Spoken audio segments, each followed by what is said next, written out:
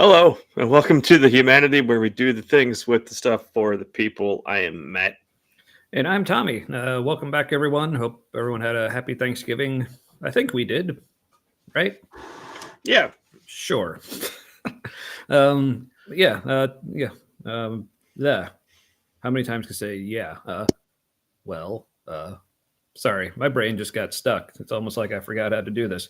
Um, so yeah, tonight we're back. Obviously, after taking a break last week. Hope you all didn't excuse end up. me, that was on Mike. Yes, it was very much. I was like, oh, I was slow at the mute. I dug it though. You kind of rescued me there. I was floundering a bit because I forgot how to words again. So yeah, back again from our break tonight, talking about community. Um, how do we do it after being in like the whole church community scene thing? Now that we're like, how do secular folk like us do the community thing? Is it possible? Can it be better? Did church people really even do it that well anyway? I don't know. All these questions and more, probably. So, Oh, and you had an experience. yes, we will get to that in a second. But first, Slightly mystical. a bit. But what? So, speaking of which, and right on cue, what are you experiencing right now, Matt? I am drinking. What is it? What is it? An IPA called Pine Zips. Ooh. Instead of juniper or spruce flavors, this has Mhm. straight up white pine. Ooh, It's made with white pine tips. They're interesting. like the new growth ends of branches. Mm-hmm. And it's interesting. Does not smell nearly as piney as it tastes. It just smells hoppy, like piney hoppy. And you taste it, and you're like, yeah, they straight up put a branch in that. Is it good though? No, it is. Okay. I don't know if I would. I don't think I would want a pack of them. It's like 4 or Mm. 6, whatever, because it's a tall boy. So Gotcha. Yeah. Um, yes. Yeah. I've had Mad Tree makes an IPA with spruce tips, which is pretty good. right, that's But why I it's got not it. like Yeah, but like there, I think it's called Happy days. yeah, No holly in it, yeah, just but I think holly's spruce. toxic, so it's probably good. Mm. Smart. This is from Fonta Uh, Flora, by the way, brewery. nice. Never heard of it. Um, yeah. So for me tonight to get to again, kind of now that we are officially in the more festive, Christmassy and other such holidays Festive. season. Yeah. First of all, you may have noticed like sitting at the other end of my dining room table now, so you can see back in my living room. Got put the Christmas tree up just last night, actually, with the kids. Got it. Yeah, we should do that. Yeah. There are ornaments. I don't know how well you can see them. They're just little red things, but um, yeah, it's more like my daughter likes to keep things like simple, so she just like will just get like one color ornaments and like plain white lights. And I'm like, She would not like our tree. It kind of looks like a tiny flea market happened all over it. yeah, well, that's how like tree like with my family growing up, and then even same like up until last year, like our tree was usually just different colored lights, all kinds of random ornaments and stuff. It wasn't really themed, but she's a teenager now, so she likes things like that.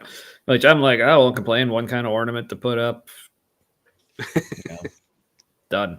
But anyway, to go with that, tonight I'm drinking classic OG Christmas ale, Great Lakes Christmas ale. Oh, and a can. Yeah. Mhm. It's been in bottles for a while. Yeah, they've had it. It's still in bottles as well, but they've Okay. started putting it in cans a year or two ago. I don't know.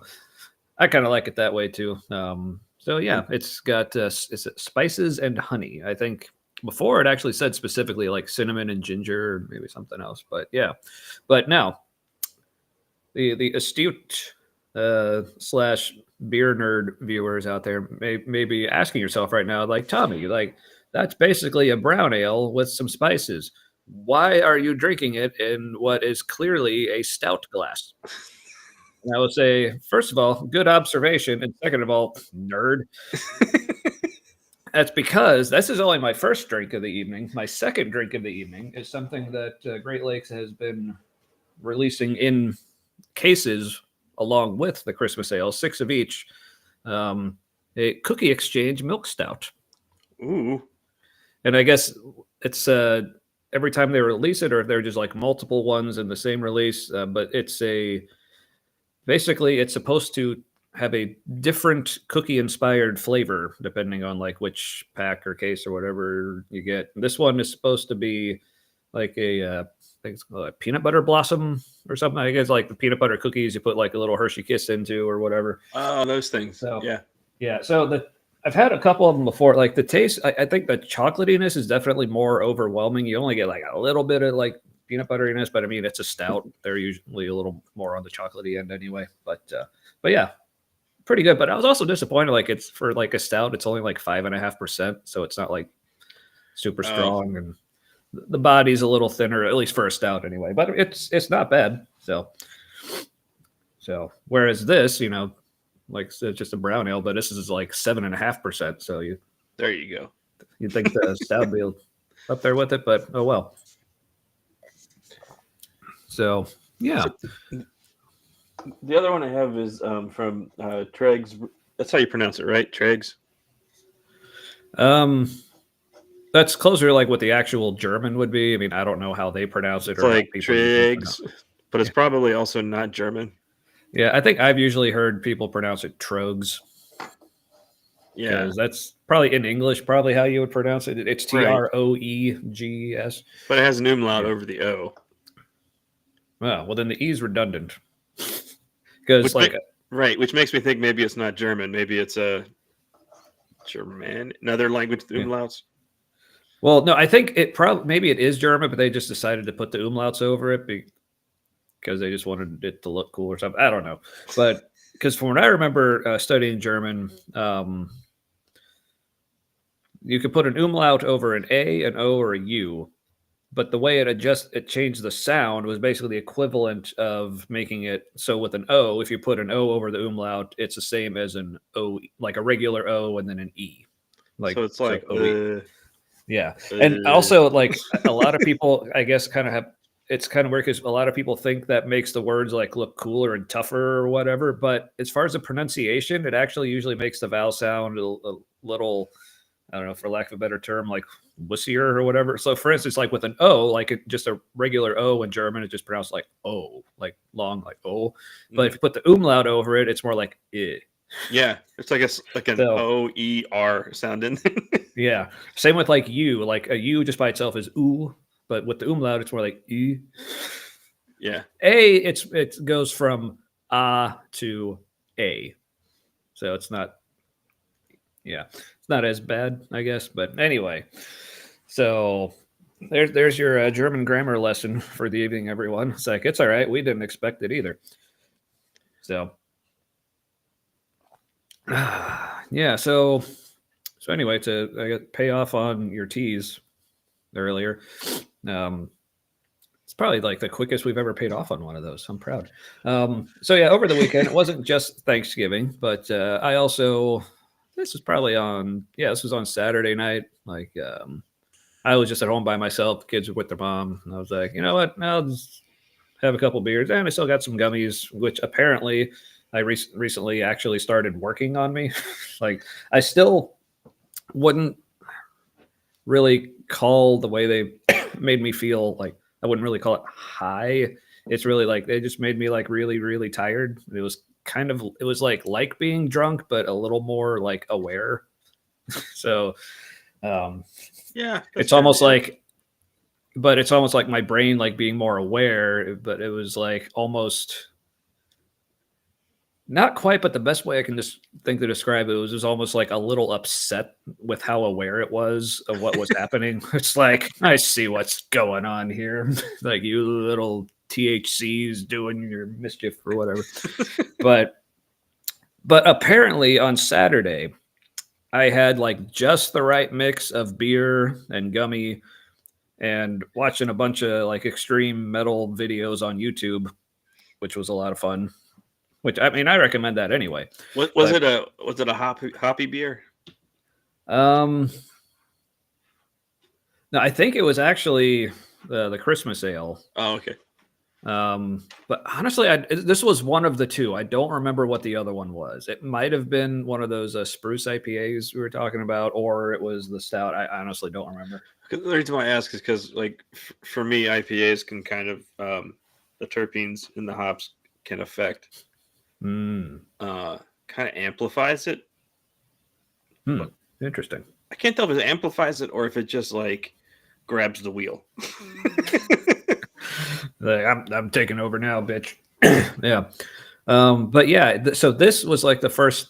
So that, like I said, whatever combination it was, I finally had what I guess would consider a more like cliche, like getting high, listening to music or watching music videos, whatever kind of situation. It's like I remember at first I was watching a video by the band Worm Shepherd, and there wasn't anything like particularly crazy about the video itself. I mean, it was a good video, mostly just like performance. I think it had some other more like dramatic elements, whatever. But I just started like, I think the first kind of sensation I had was, I guess, just kind of being aware that there was more than this going on, and kind of how what I was experiencing kind of fit with like everything. It was kind of weird. So at that point, I was like, "Oh, cool! Something's finally like actually happening now."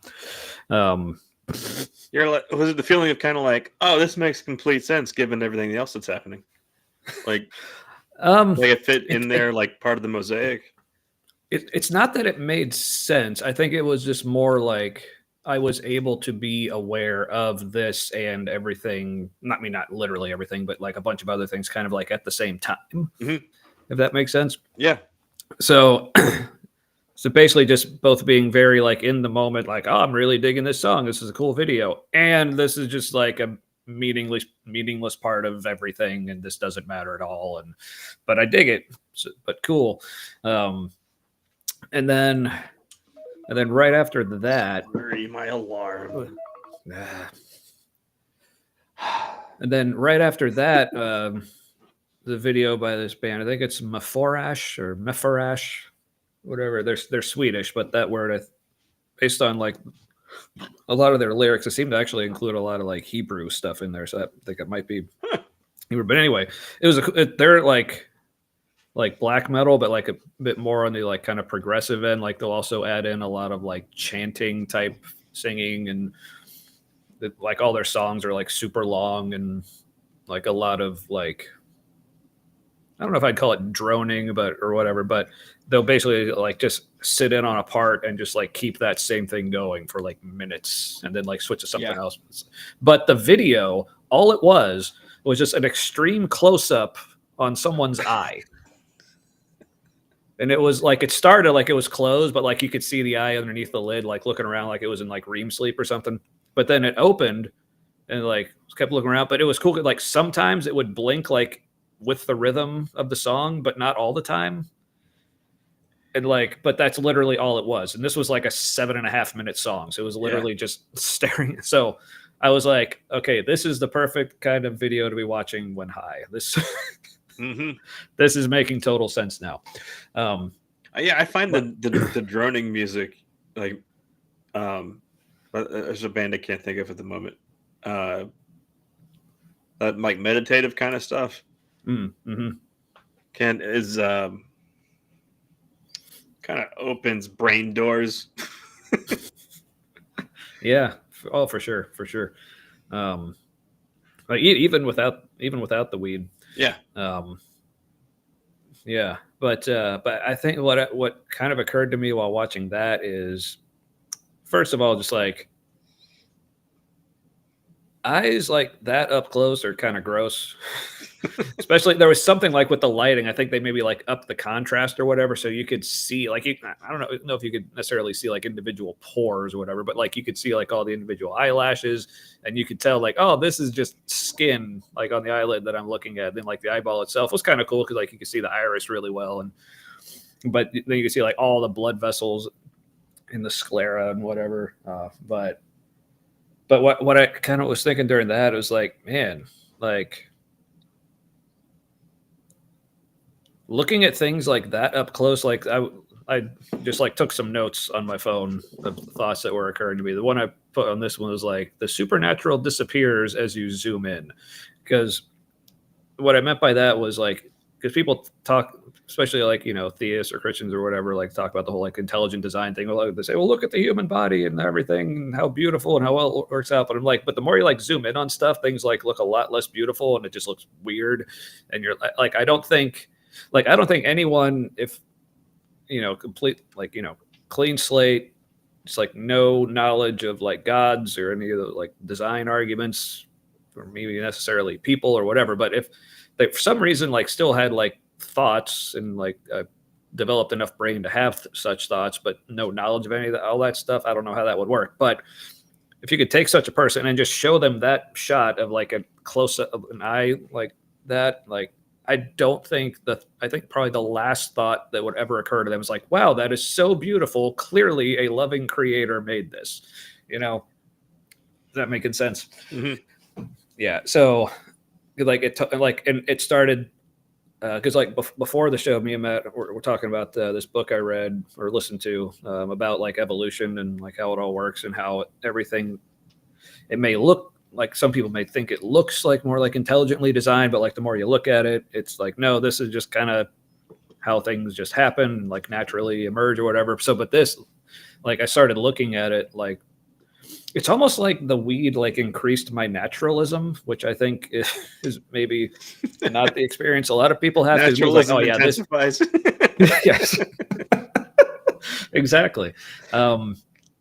But yeah, it was more like the more I was looking at it, it's like, yes, this totally looks like just some like this is what it would look like for like just a bunch of like random like chemicals to form cells and cells to form organs. Like, oh yeah, this is just like the part of this organ where like a hole like opened up and there was a thing underneath it that could like sense light, and now that's just kind of what it does, and it's like blinking and moving around, like because when you don't see like the rest of the body attached to it, like, oh yeah, this just looks like a weird thing that moves and at the same time, like knowing that, like you look at the eye and you're kind of like, no, it didn't.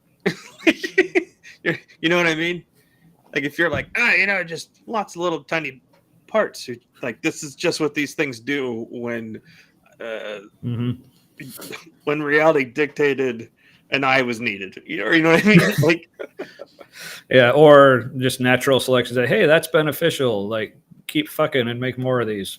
Okay, if I must. So I think, like the zooming in, I think you're right, and then like zooming out from my perspective, like when you're looking at tiny things, like it's easier to wrap your mind around what's happening right there. Assuming it's understood. I know you zoom into the quantum level and like the quantum particles and stuff. We don't understand those yet, but you know what I mean. Yeah. Mm-hmm. So like zooming out to like a bigger and bigger picture. Seems like the more you zoom out, like the less you can wrap your brain around all of what's happening, and the more you need a narrative or a story or a metaphor, because that's like the only way you can kind of like understand it from a human perspective. Because to really understand it, you would basically need a brain the size of a universe. So right. So kind of like from the macro level, it gets more and more mystical from our perspective. But if there's like a higher life form, and they're like, "You guys are dumb," looking at us. It's like you can't even process why universe is in these like things that look like neurons, and you're still talking about like we don't even know what is all of this anyway. Yeah, we thought we'd get answers zooming in, but that's when like shit just popped in and out of existence. Like, why is it doing that? Whatever the reason is, it's not here. Like, so that's why they're now thinking that those particles, some of them are popping like between realities. And like when that particle is not here, it's somewhere else, creating a parallel whatever. Potentially. But all right, so I had another thought kind of related to that like just now occurred to me, like while you were talking about the whole like zooming in and like zooming out thing. But I feel like that's a bigger thought, so remind me to get back to that as soon as I discuss the rest of my. So it's whatever you were going to say in response to the zooming out, zooming in. Yeah. Okay. Like I had another thought about that, and why. Yeah. But yeah. Oh, something else. Like, so going back to the whole like the first thought I had about like it almost just like kind of felt like my consciousness was, while still like focused on like the song or like video I was watching and listening to, but then also simultaneously being like aware of like bigger picture type stuff. Like for a second, like I thought like almost kind of had the feeling of maybe this is at least a part of like what dying feels like, is like as your like consciousness starts to fade, it's like not necessarily fading, but more just like expanding. Like you're losing focus on like whatever you're like focusing on living and while you're living, but it just kind of expands and like everything until it just like expands so much it just disappears, and maybe like that's what death is. But yeah, but it's kind of hard. Not that I necessarily think like that's what death is, like, 'cause I still have like a very like naturalist like view on like life and death, because I still think death is probably just, as far as like my consciousness of any kind, like when I'm dead, that's probably going to be it. But like I said, I'm always open to being pleasantly surprised if there's something else, really, if it's a good something else, that is, obviously.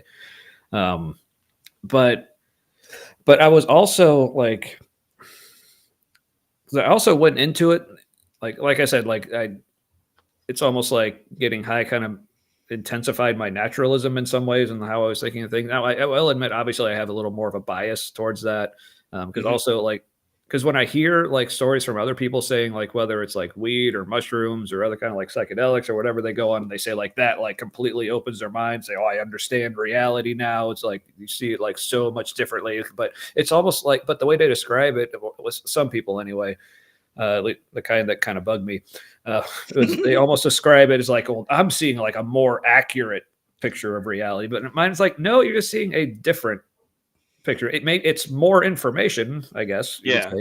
Sure, so but it's not like this is like the truer information. It's like, I mean,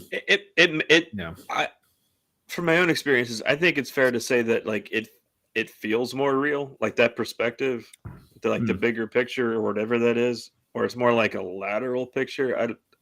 Yeah, but I guess that's really, I guess the way I would describe it, and this just my experience, like it only felt more real like while I was experiencing that, because like right now, or in a sense, like sobering up or whatever, like what I'm feeling right now feels more real than that did, So yeah, it'll probably start to bleed over.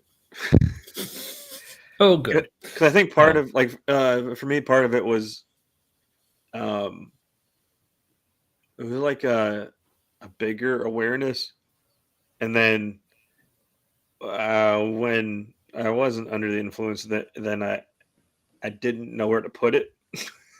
And then after a while, it was kind of like I started seeing how like my regular perception includes that. And And so it kind of I like included that part in my reality. Okay. Yeah. Can see that. Yeah, because I guess there were some things from the experience that I definitely kind of like took with me, you know, Mhm. out of it. Like, so I had like I said, I was watching like music videos on YouTube, mostly like extreme metal stuff, but being YouTube, of course, there's like ads, commercials every now and then. So it was pretty jarring to go from like that experience of like watching like the eye up close, listening to like the progressive whatever black metal in the back, and having all these thoughts, and all of a sudden it's like a Liberty Mutual commercial, and then it's like Belphegor holding a flaming goat skull. It's like, oh, okay, now we're back. But And that's when you're like, that's when you realize, no, stop it, you're breaking it. yeah. So, but of course, like in the commercial, like there was like music, and you can consider it like bit of like performance or art or whatever. But I was like, but this is so clearly like literally jarringly different than what I was just experiencing. So my brain started thinking about like, so what is the difference? So like, because people talk about is like things like commercials, like is that really art? Like the same way like music, I mean, like the kind of music I was listening to anyway, or pick your favorite style. But what occurred to me was like, it's like, oh, I finally get it now.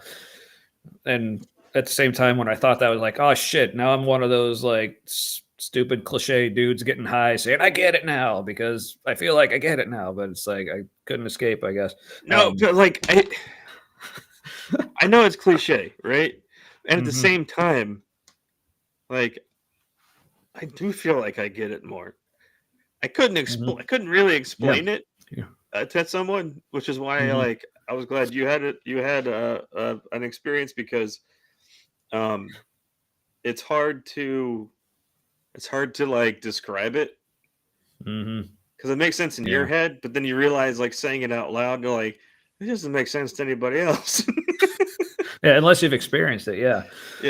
But yeah, so part of that was like, oh, I get what people were talking about now. Okay, so that was fun. It was very maybe it's like here's a better way to say it that's less annoying. Is like you don't get it like the everything more. You get your experience of whatever this is more. There you go. I like that. But before I get to this big revelation I had about art and what it is, I've noticed him for whatever reason. We've had like probably the largest like sustained viewer count I think that maybe we've ever had recently. So people are out there watching. Like, please, like, comment, let us know you're there. Just say hi. Whatever. As soon as I said that, the count just dropped by like or insult us. We're like, he sees us. Shit, quick, run. Like maybe people were high watching us, like, oh man, oh they see me. They start getting all paranoid. Like, how do they know? It's called a little viewer counter. Anyway, so that would be funny. They're like, they just like drop their phone, like just like quickly found an ocean to throw it in. It's like,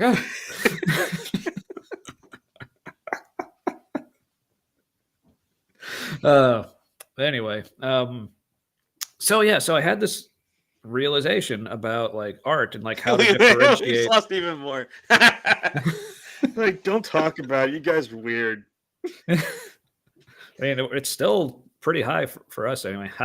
Get it? I didn't mean to make a bad joke. But hey, the count didn't go down with that, so I guess we should just stop talking about it. Yeah. No, let's just like stop talking for like 10 seconds, see what happens.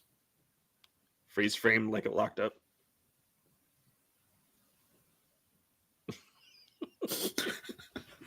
Sorry. Anyway, it's still nobody left. That's like I'm almost disappointed that no one left then.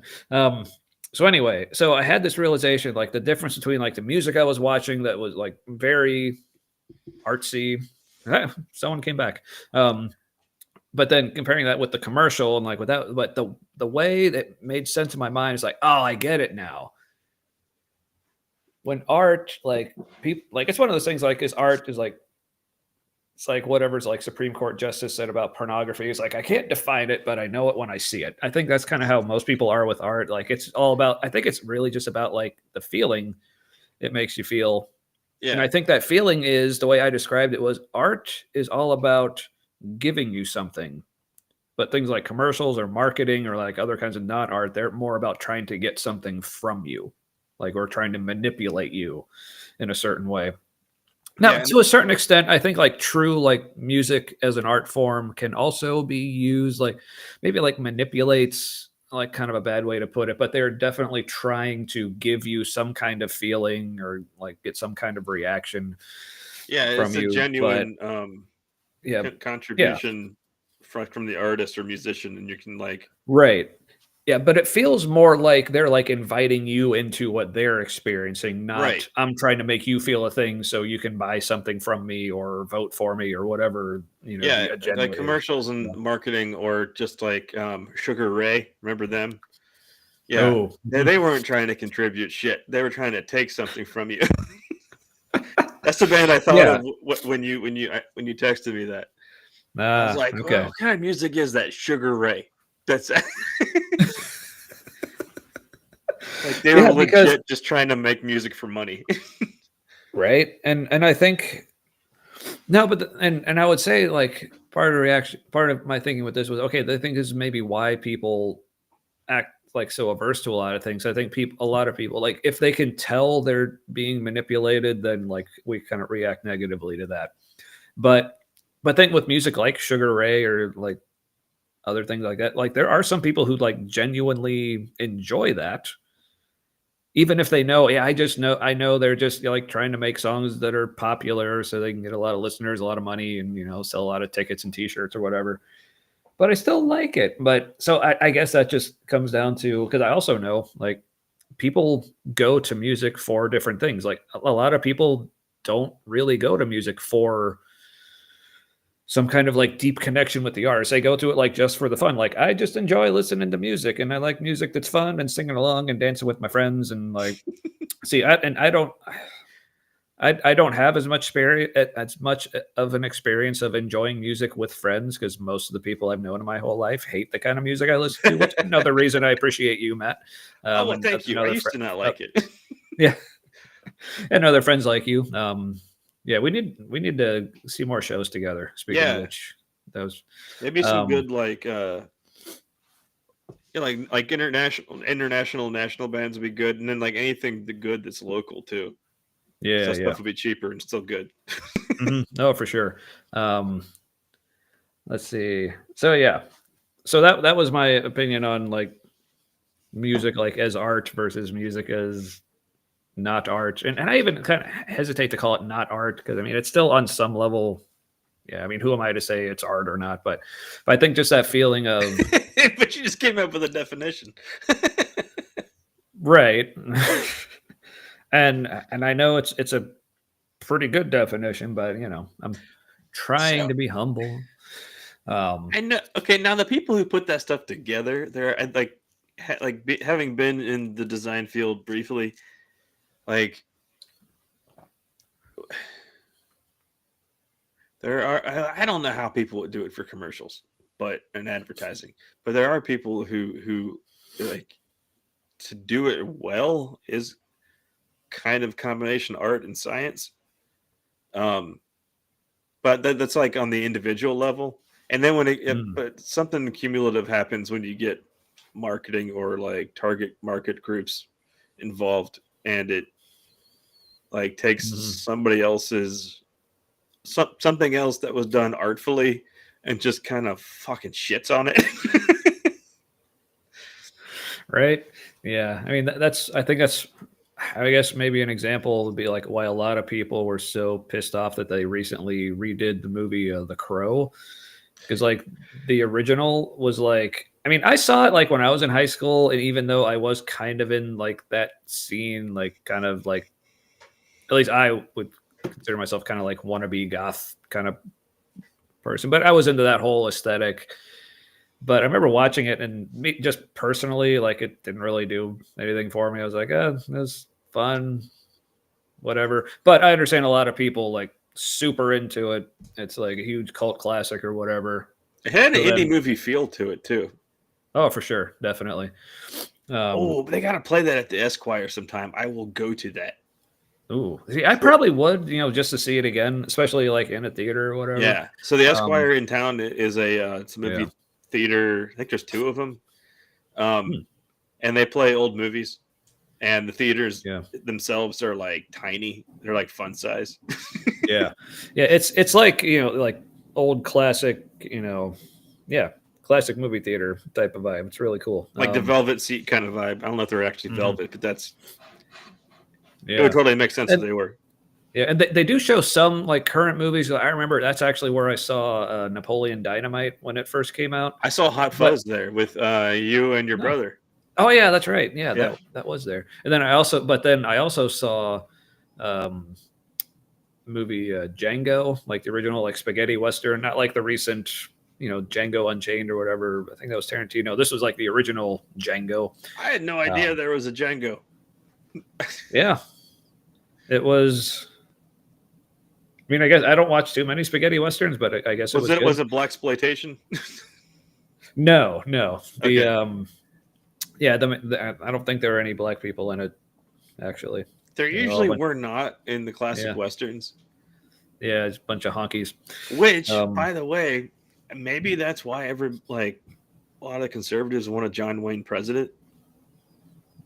Because they didn't really notice, but there were like no black people in those movies. It was strong white male, like fantasy land. I mean, that makes sense. Make America great again, like it never was. All right, so before I get back to that thing I wanted to talk about earlier about the whole like zooming out, zooming in, like on our level kind of thing, like still noticing like I don't think we've ever had this many simultaneous viewers before. So but still like no one's commenting. But usually like when we have like a good amount of viewers, we're also getting like a good amount of comments. So part of me is wondering because like if you remember these bots, is that what you're wondering? Well, that's the thing because if you remember like. It was just like this weird thing, like right after Trump won the election, like all these like YouTube channels we were watching, they said like their subscribers like just like plummeted. Yeah. There you go. It was that bad. Plummeted so hard it like had that extra bounce, like it plummeted it in. All like it's like going down the stairs, kind of thing. I'm gonna use that more often now. Because like all these bots that were more about just like following people and like trying to influence things like, oh, the election's over, we can like decommission all the bots or whatever. So now I'm wondering if like they repurposed them. if there's like a bunch of bots they forgot to decommission and they're just looking for a new home. So I'm like, of course our show is where all these bots would land after they're supposed to not be doing anything. Would they evolve? So I guess like if you just forgot about them, would they like would they have like ever like with just increasing levels of experience? Yeah, so comment, let us know you're not bots. Or if you are a robot, comment in like binary or something. That'd be cool. Or insult us. But like do your best. And if you're a bot, we'll be able to tell still. Yeah. But yeah, so I have been getting just a ton of friend requests from retired white people I don't know. And it started shortly after Trump won. So either like they just think the world's their oyster now, and they're like it's like hippie land for conservatives or something. They're like everybody's my friend who's white. I don't know. I'm about ready to just like accept on all of them, and like, all right, I'm just gonna start posting stuff you probably don't want to see. Yeah. Oh, yeah, that's how I am. Like, there have been like several people. Algorithm. Oh yeah, there have been like several people who've like friended me over the years. Who was like people I didn't really know. They were like old friends from high school who I can tell are still very much the way they were, or like friends of my parents who like friend me was like, all right, welcome to the shit show, folks. or there, and I'll be honest, there are definitely some people who like whose posts I'll like react to or comment on. Who normally it's like, I don't really want to interact with this person very much, but I was like, I feel like they should see more of my stuff. Like, I mean, I don't know if that's how that actually works or if that actually does anything. But I'm here's getting hoping. more and more of a kick out of commenting on Christians' posts on or replies on the Christian, like mystical Christianity or Christian mysticism page on Facebook. I'm a member of. There's like a lot of bots, and then a lot of people who just like think like bots. and I've responded to several people on there and have gotten zero reply. And they're like, "I'm smart because of this," and then I say, "That's the feel from it, you know." And then I'll say, "Hey, somebody says something." I'm like, hey, "It sounds like you want the government to get involved in like who businesses hire." It's like, like tell you what people that you can't hire, and I was like, that doesn't quite sound very capitalist of you. No reply. Yeah, none. Yeah. Like what? No, because it's different. Because different rules. If it's people of color that they're trying to make us hire, that's different. But if they're letting them hire people of color and not telling them to hire white people primarily because of immigration is bad, I don't know. And Yeah. It's like rules for thee, but not for me. Well, immigration after the 1700s was bad. That's right. Yeah.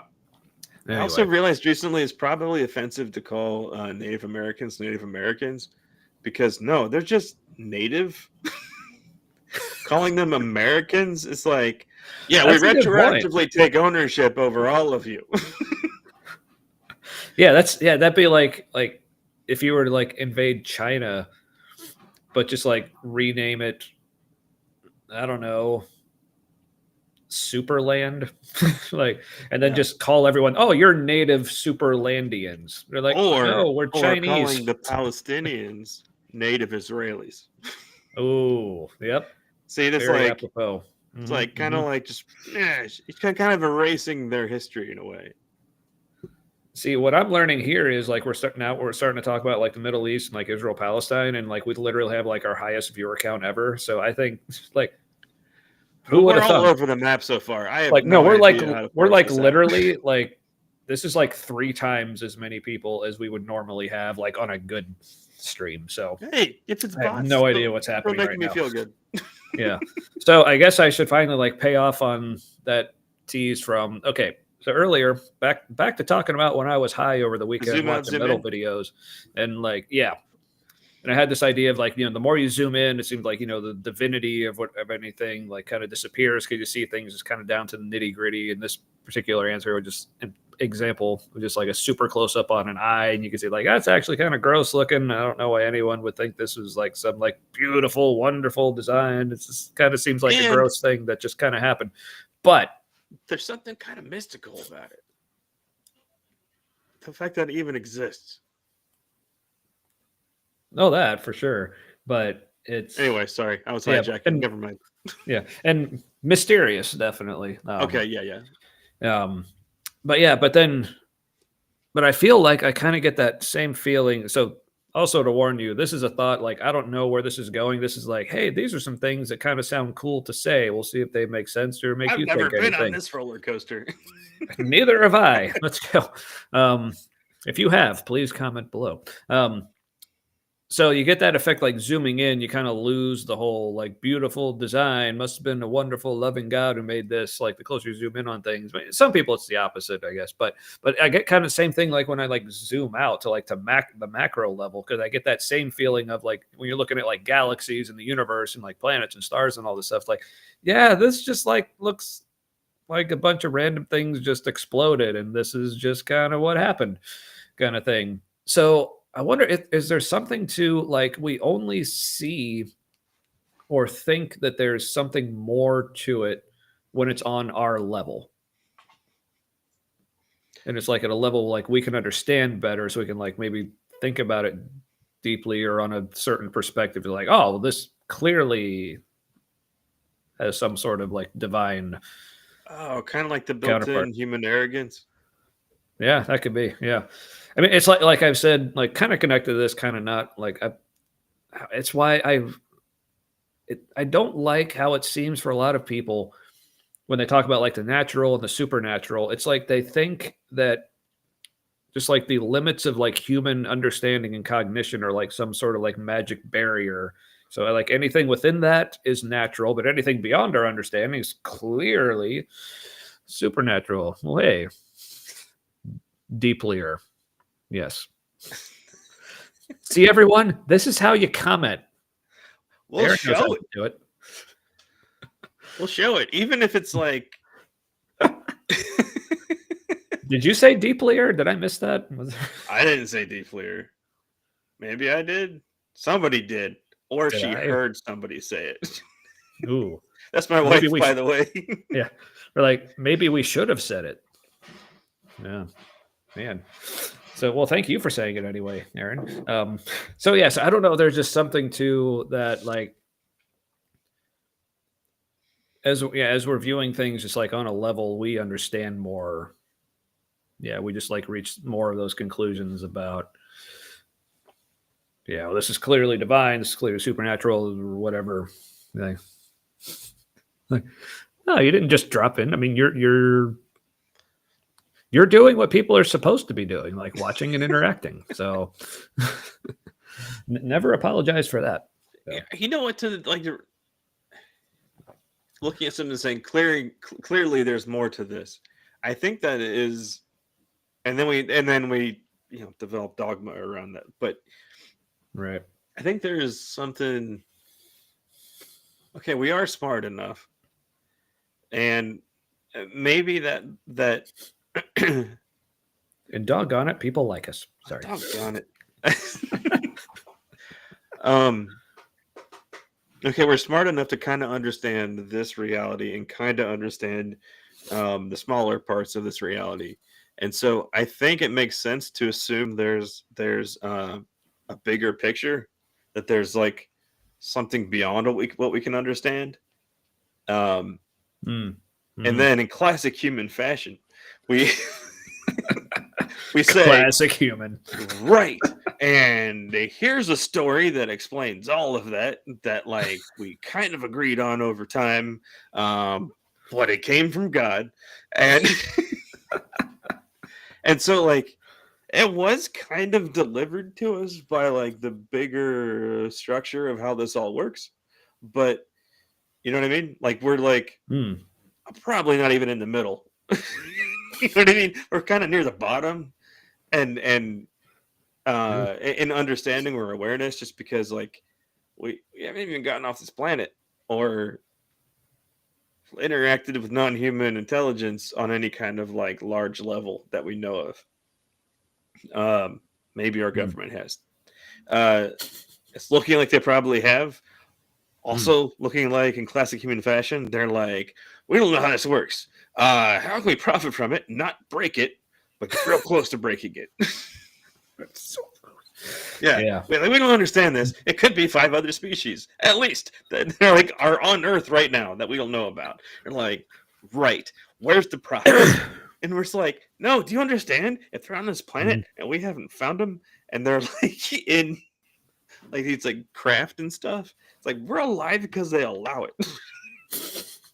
Like, thank you. So I guess. I mean, if you're that advanced, like we got nothing. You know, can't defend against any of that. Anyway, that was a tangent into one of my special interests. Yeah, I can tell. It's like he didn't use punctuation when he was talking for like minutes. He must really like this. Yeah, because we only punctuate things we don't give a shit about, I guess. But speaking of things, I don't know where that segue came from, but so we're almost an hour in. What do you say? What say we actually talk about tonight's topic? Okay. Unless you had anything else on the me getting high and figuring out the everything. I started. Did you have like an awareness? Like you had an awareness that everything was connected. That it was like.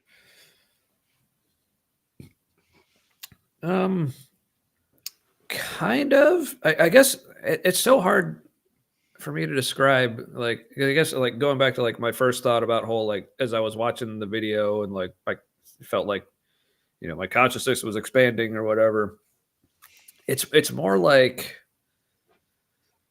I was just very aware of where like what I was doing and experiencing kind of fit and like had a place like within everything. It wasn't necessarily sensing like connections between everything, but it was just like, all right. I guess it's almost like if you're like the image that just came to my head now was like if I was in like the middle of like a forest or something, I'm just like looking at a flower on the ground, like surrounded by a bunch of trees. It's almost like I was like simultaneously focusing on the flower, but then also like had this like super wide, like zoomed out view of the like entire forest. It's like, oh, I'm right there. All this other stuff's also going on, but I'm like right here looking at this cool thing, but all this other cool stuff's going on too. Kind of So thing. it's like Yeah. you went third person. A little bit, yeah. Yeah, third and first person at the same Or maybe time. a lot, maybe a lot of it. Yeah. Yeah, and then you're like, am I the third person? Yeah, like who's driving? Yeah. And then you're So, like, how do I don't know, this isn't all in my head. right? So, am I the universe? Am I the universe? Yeah. man, Am I the universe living as a thought the universe is having? yeah, it's like, what was the universe thinking? Well, me anyway. Yeah. What fault is the universe just having itself? Like, I'll have what he's having, or she's having, or they're having. Yeah. I think it'd be a they, them. Yeah. I think, Oh, I mean, like, God is a he. Come on. Yeah. I mean, God is a she. I don't know. It's a little better, like, just for our culture, but like, still, Yeah. it nails it. Like, if there is a God, first of all, if there is, all our stories are wrong. We may have hit some things about reality in general, but like, God is an individual person that like interacts like a human. Come on. Yeah. Yeah, I don't have enough faith for that. So suck it, Frank Turek. So I'm still anyway, impressed by his genes. Crisp. Yeah. I have so many things I could say about him, but anyway, I want to talk about other things Do it that are not him. So, community and finding it. Now that we're like no longer in the whole like church environment and community. Yeah, how do we do that? Also, it should be just said out loud that like we're both mostly introverts and and like we like people. I just I don't always like being around them. Yeah, I really like people. I want the best for people. But I don't. Yeah. Genuine people are fine. Yeah. I don't know. Sometimes I do get the feeling. I think you probably like people slightly more than I do, especially depending on my mood. But yeah, I think I have more of a tolerance for the neurotypicals. But it depends. Those weird people. Because like the ADHDers and the autistics and kind of like anybody else with like a mental health thing, those two aren't mental health, the first ones, but like, you know what I mean? Yeah. Basically, who has like more mental interestingness. Yeah. Yeah. They tend to be more genuine and or like more automatically honest of like their, when somebody's, for some reason, I can kind of like sense or tell how somebody is actually feeling. And when their words and their face don't match that, I don't know what the fuck to do. it bothers Right. me. And I can't play that same game where I'm like, am I supposed to be real with your fakeness? Like I can only be real. I can't. I hate doing the small talk pretending. Yeah. Yeah, it's draining, It is. really. Like so, because that's why, like, when people tell me like I'm such a genuine person, or like whether it's talking about my whole like faith or out of faith journey, and me being like so open about that, or open about like going through having cancer and like what that all was like for me, like I had a lot of people telling me like, I just love how like brave you are with like with how just honest and open and genuine you are about things. And I said this before, like for me, like it didn't really feel like being brave. It just felt like I don't know what else to do. Like I'm talking about it because I feel like talking about it, and for the most part, people are responding positively. Now, if I didn't have all that positive feedback, then I probably wouldn't be like talking about it as much, quite honestly. So thank you, people who know me, for being the way you are about it. Yay, people. But it's like, I mean, I can like not be genuine. I can fake it, or mask, or whatever you want to call it. But that is just so much more draining for me. Yeah. So for me, it's like my two most comfortable modes are just being like completely open and genuine, or just closed off. Just not talking. Yeah. Like those are like, yeah. So like if so basically that's my favorite place, is like when I'm around people who let me do like one of those two things, and it feels completely comfortable. Like 'cause I've been around a lot of people where, we could just sit next to each other in the same room, like for extended periods of time, like not talking at all. And it's fine. That's one of the things that did work pretty well between me and the ex-wife. I was Like we were just both thinking like, that. yeah, we were both like that. Would like both pretty introverted. Like could be hanging out at home, or even like sometimes like when we were dating, like just hanging out at like one of our apartments or whatever. We just be like sitting there, whether we're like watching TV or just like on our computer, the phones or whatever. It's like, yeah, or yeah, but or like with like you, or like most of my friends now, it's just like I feel like I can talk about stuff, like literally like whatever it is I'm thinking about, whether you agree or disagree. It's like it's cool, But yeah, but the whole like that's another reason I do not miss like the old job I had, where I was working in like hotels doing like AV and stuff. And I mean, there's like, the obvious things like, working with clients and other people at the hotel, because like you got to be on and like friendly and personal like all the time. But even just like with some of the other of like my coworkers, like the other like AV folks,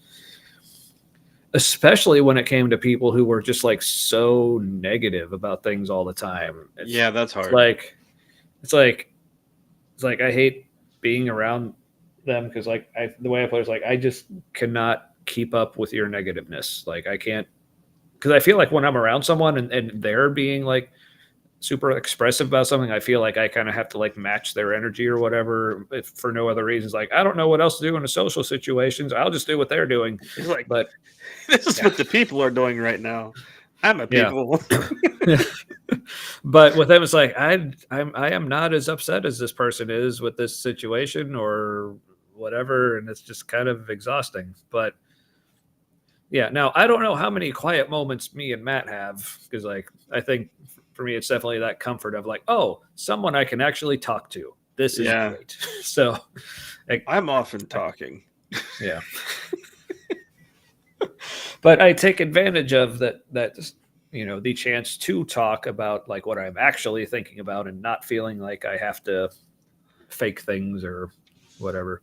So what I'm saying is I never have to fake it with you, Matt. You made it weird. There's our quiet moment. That's how we get quiet moments. So. By the way, that's the name of a sometimes great podcast from Pete Holmes called "You Made It Weird." Weird, yeah. It's as good as the guest he has on, because he has ADHD and is based on how he does the show, he's probably autistic as well, because he will match whoever his guest is. He will like chameleon to like be the person that has a great conversation with them. And like it's not like he's faking it. It's just and so like if I don't like the person's personality or I don't get it, I'm just not tuned in the same way they are. Right. I'm like, Pete Holmes, you're kind of annoying. But then other times I'd be like, see that, yeah. I'd be like, Pete Holmes sees me.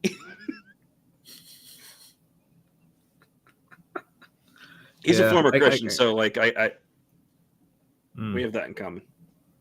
Okay, yeah, that makes sense. Yeah, but yeah, I know you've recommended that podcast to me, but like that's one of like several things that I just get so many recommendations from you and other people. It's like, well, I appreciate it, but his conversations kind of go deep. It reminds me a little bit of our podcast. Okay, because they're also random. Well, then maybe that's why. Cause like to me, it's maybe like too similar, but I don't know. Oh, but for yours and anyone watching, the reference, like as far like as part of the problem with like people making recommendations for me is like it'll be like only on like some streaming service or something that I just don't have. So it's like, oh yeah. So, but I guess to update you folks, recently because they had like the special like Black Friday deal on it, I now have Disney Plus. So if there's anything on there, I finally watched Star Wars Episode 9 over the weekend as well. Think? I feel like remember it honestly. Because I mean, part of it is like I never really had much of a strong opinion about Star Wars. Like I was never like super into it. But I'm also like not one of the haters. Like I'm just like I find it interesting, just just being the cultural phenomenon that it is, but also fantastic effort. That's very which and still like to this day something that I find so fascinating about it is so like okay, so you have like the 9 core episode movies plus like Solo and Rogue One. So have you seen Rogue One? I haven't seen that. I've only seen like the main like episodes 1 through 9. That's all I've seen. I don't want to pump up Rogue One too much. It's the Star Wars movie for our time, I think. Okay. So there was some magic that was new in it. Okay. Yeah. So but like I said, I've heard like mixed things about that. But so the thing is like with all these movies that are made, but it's like I said, it's such a like cultural icon and like everyone knows about it. And like, it's just this hugely popular thing, but I find it so interesting out of like the 11 or however many movies there are, people seem to only be able to agree that like 2 of them are actually good. And it was like the very first 2 that came out, and like every single other movie since then has seemed to be like very polarizing. So I just find that. So I think an even bigger part. So you're right, but the world that it created, like that fictional world, has a lot of depth and relatability. Right, and that's I think one of the things that makes me less more about the movies as time goes on. Yeah. Because I think for me that's one of the things that also makes it interesting, is just because it is such deep lore and like the story behind it. So it's really more just like me just being curious. Oh, what happens next? Like, how do we explain this thing that happened, and what's all this all about? There was incredible lore that was built up through the novels, which I haven't read. I mean, like deep, and like there was a ton, and it had a lot of fans. I really want to read more of the old stuff. But then when Disney bought Lucasfilm, they're like, yeah, all that stuff, we're gonna call it like part of Star Wars myth or whatever, and it's because they wanted the rights to be able to like reboot as much of that as they wanted to make money. And it killed a lot of the like the story, a lot of the world depth. Okay, yeah. I guess. So I guess my impressions of Episode 9, I can't even remember what it was called, like Rise of Skywalker. Something like that sounds right. Yeah. I mean, I guess it was fun. I mean, there definitely were a lot of elements where because like I said, I especially with things like this, I have a hard time really kind of parsing, like, I guess I maybe kind of overthink like, okay, what do other people probably think of this, or because again, I don't really have much of a context or whatever for it. So things like and so I'm assuming there's probably nothing going to be like too spoilery about it because like usually like I figured like by the time I've seen a movie like spoilers are like no longer an issue. Um, it's like so like having like the scene where like they're having a lightsaber fight on the wreckage of the Death Star, like with like all like the waves and stuff around it. Like that was pretty. I thought just conceptually, just as an idea, I was like, Yeah. that's pretty cool. Now, what Yeah, I was yeah. missing, but it did not have the usual like epic music that goes with like the lightsaber fights, which I found a little disappointing. But Well, maybe they just I think that's the yeah, that's one of the differences. I think that they're trying to make Star Wars for this time period and yeah. connecting with I, like I the think raw emotion of what was happening. Yeah, and I think also just because I guess it wasn't at the point in the movie as most of those, because most of those are usually like more towards the end, so it was more of like a like climactic scene. Like it was like getting near the end, but it wasn't like the like main climax or whatever. But But yeah, interesting choice not to have music. yeah, it was. But like I said, I mean, I don't know. I didn't really care. I just found it interesting. But yeah, but I think. And it's kind of weird because I know in a way this was kind of the way Lucas kind of originally envisioned the films anyway. Like they were supposed to be like, I don't know if like cliche is the right word, but it's supposed, but like he was like, it was supposed to be very like kind of like black and white, good guys, bad guys, hit all these certain beats, but like you do all this stuff like because what do you want to call it? Okay, this is like, Joseph Campbell's like hero's journey, like hitting all those points, or just like this is what an action movie, this is what people like. But this one, I guess, maybe seemed a little more, I guess, like by the numbers as far as like, okay, now we have to have this kind of scene. Okay, now this kind of conflict has to happen. Okay, now this drama has to happen. Okay, now they have to go to this kind of place for this kind of feel. I was kind of some of that seemed a little more obvious to me than in other movies, maybe, but like I said, I mean, if that's what they were going for, then they pulled it off. Cool. They were going for safe, because Ryan Johnson, I think that's the director's name who did episode 8. Yeah. Mm-hmm. That for whatever reason Disney didn't have a consistent showrunner kind of thing, like a consistent director or like heavily involved producer, like a Kevin Feige kind of character, kind of person, Mm-hmm. Yeah, like for Marvel steering things. Yeah. And so they let Ryan Johnson write his episode, or not write, but let him have his version of an episode 8. And they should have known better than to do that, because like in general, his movies that he has directed like up to that point were like intentionally challenging for the audience, like things people didn't expect to happen, like breaking like standard molds. And I'm like, you don't. First of all, J.J. Abrams, he had like a story arc planned, and so that's what episode 7 was, the beginning of that story arc. And then he wasn't the director of the second one, I think, because he had like previously contracted stuff that he had to do during that time. And then so they brought in Ryan Reynolds, and I don't think he made a bad movie. The Casino was like, it wasn't Ryan Reynolds. I'm sorry, Ryan Johnson. Yeah. Mm-hmm. Yeah. Now Ryan Reynolds doing a Star Wars movie, that would be, I would watch that. That would be amazing. Yeah.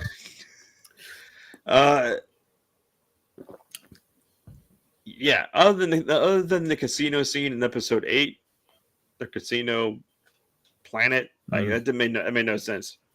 Yeah. It's kind of like side jaunt. It wasn't even like a side quest. It was it's a filler episode in an anime. That's what that was. Yeah. And then and so then they had to pick it up where Ryan Johnson left it off, and like they told him to make his movie, like they didn't try to steer too much, and so but then he kind of drove Thelma and Louise off a cliff. Yeah.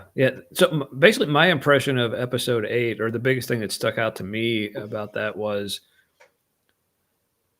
why all of a sudden, after all these movies, like it's literally called Star Wars, where it's all about like all these battles and like people getting like shot and killed and exploded all over the place.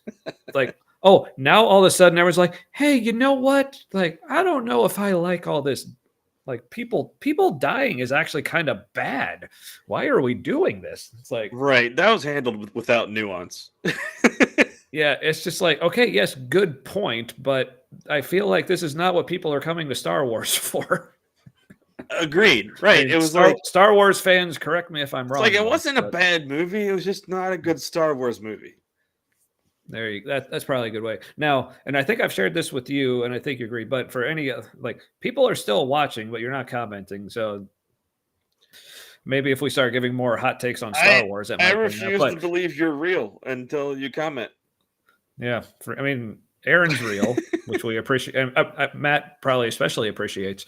I do too, for different reasons. But what do I appreciate? That Aaron is real. Oh, yeah. Yes. But so I asked another friend of mine who is like huge Star Wars fan, like to the point where like this guy and his wife, like they actually wrote a Star Wars musical that George Lucas was aware of. Like it got like to that point. Like I don't know if it was ever actually performed anywhere, but anyway. But so I remember I asked him. This is when I don't remember of the most recent sequel. I don't remember how many of those had come out yet. We're apparently losing our one like active viewer. All right, I promise. One more thing, real quick, then we'll get back to like. Thanks for the honesty. And I'm assuming that's referring to, I don't know if like that Matt cares that she's real or that we're soon done with the Star Wars stuff, but anyway, so it was. So I don't know if only episode 7 had come out or if 8 was out yet. But I basically just asked him like what his thoughts were on like the new trilogy and how that was going. And the way he described it, like it seemed like fan fiction. Right. Because like he's talking about usually like if you have fan fiction, so say something like Star Trek, if you have like fanfic, like writing something, it's like there'll be some like new character. It's like this brand new like rookie ensign or whatever who, for whatever reason, like yes, I'm assuming that's just all of the above. So like you have this like new character who's like some rookie ensign who like everyone, there's this big dilemma, but it's like, but this new guy like figures out these things that like even like Captain Kirk and Spock like were like just couldn't figure out. So it's like, okay, it's obvious that this person is like writing themselves into the story, like they're trying to make themselves the heroes. Like I'm smarter than all these other characters. Like he said, that's basically what Rey kind of felt like. It's like, oh, she's this new character. She's just amazing at everything. Like she can just do force things for whatever reason, and it's like okay, but so yeah. I think that like the fan fiction feeling is probably because George Lucas had written 7, 8, and 9, like the abstract for it, like the general storyline. He had ideas, and he gave them to Disney. Did like a pitch, and they're like, "Thanks for your time."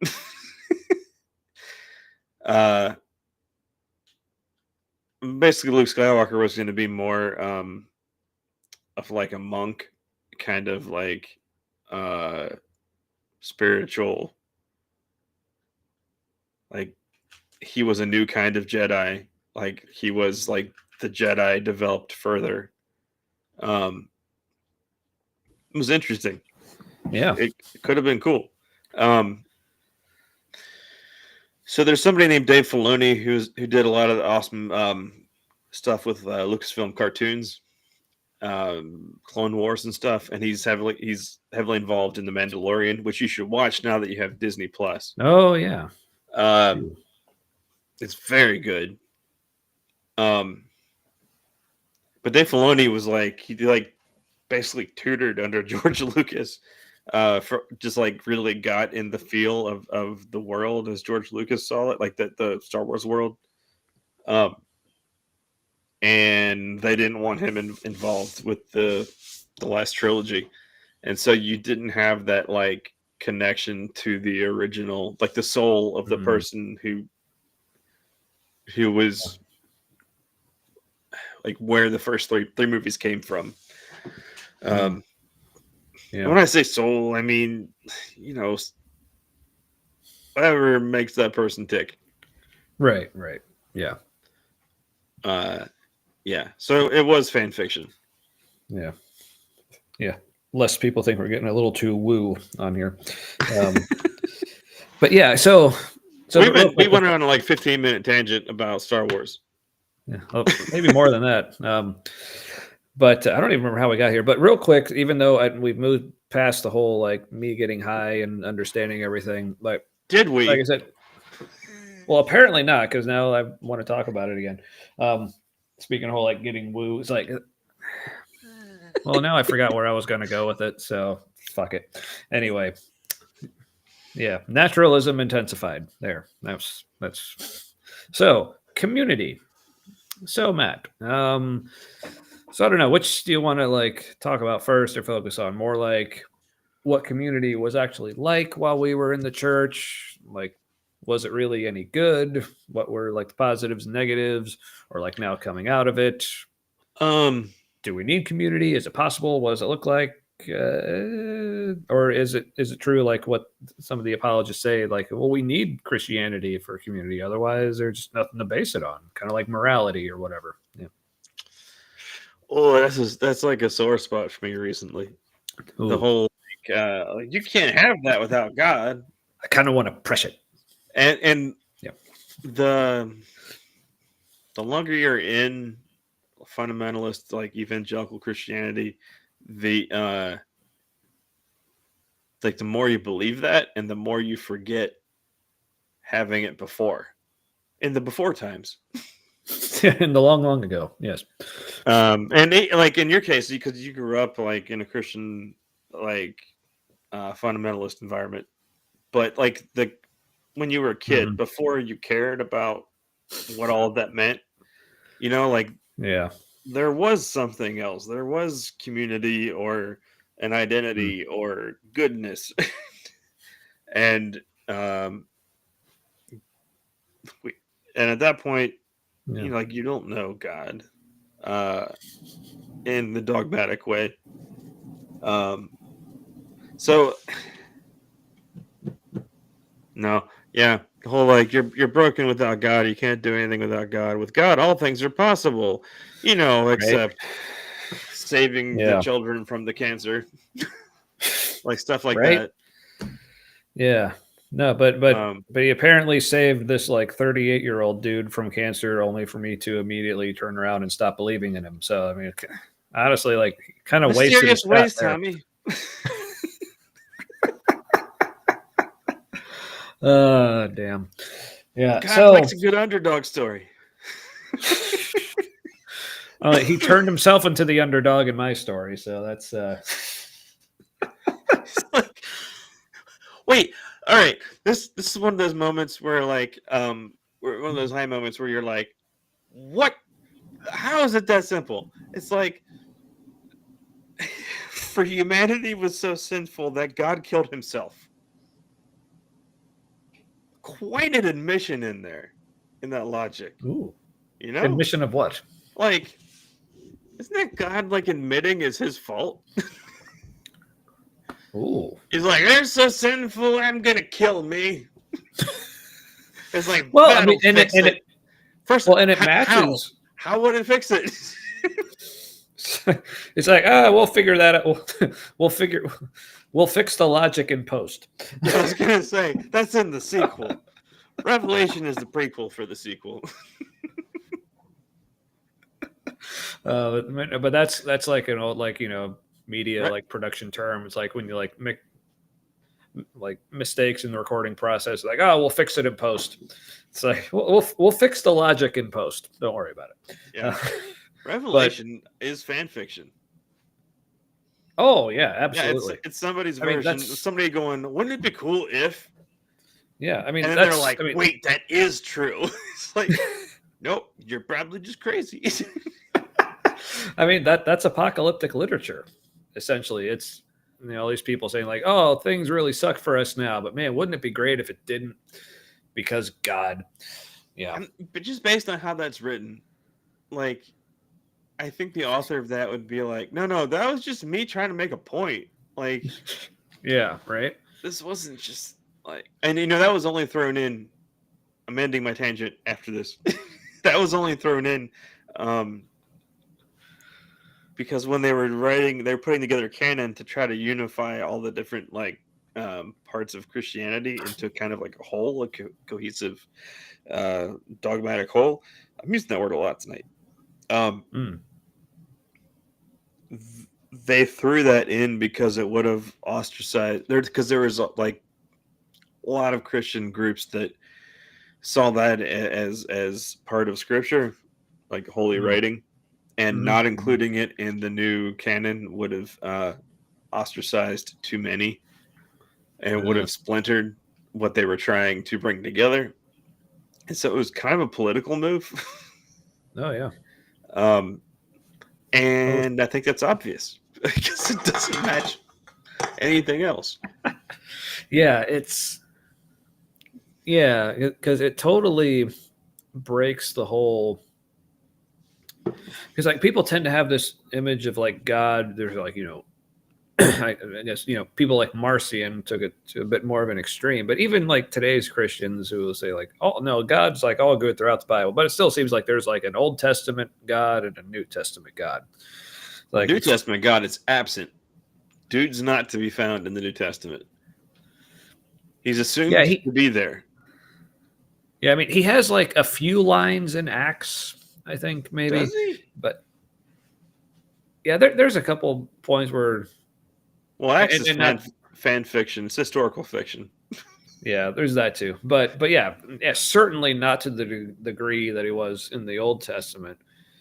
But then Revelation kind of breaks that whole like Old Testament God mean and wrathful, New Testament God like friendly and Jesus-y. But then in Revelation, it's like, no, Jesus is all about like killing motherfuckers too. All right, so okay. God in the New Testament is kind of like divorced dad sees his kids on the weekends. And then like God in Revelation is like abusive and like new abusive stepdad. Which I appreciate you like further clarifying the whole like divorced dad thing to like just sees them on the weekends, because obviously me being divorced dad, but I see my kids half the time. So. Right. Yeah, no, I meant like this is divorced dad who's like really not very involved. Right. But that's like I've heard it a lot on Zadanza, like that live stream on Thursday nights, a lot for somebody. But I've heard it other places too. Like they'll make this joke, like they'll be like mocking or criticizing someone's like, oh, they have this total like divorced dad energy. I'm like, the fuck, man. But yeah, they mean they mean bad divorced dad. Like, yeah, I know, but well, then say that, because there's plenty of good divorced dads too, right? But let's be honest though, in like the 80s and 90s, 80s and early 90s, like divorced dads like didn't know what the fuck to do with themselves for the most part. Like, I think that's where the trope comes from. It's like it was kind of a reality. Yeah. I mean, the thing is, like, I mean, I know what they're talking about, but like now that like it hits a little closer to home, I guess a little more aware of it. Yeah, it's not fair to say that. You should comment and let them know.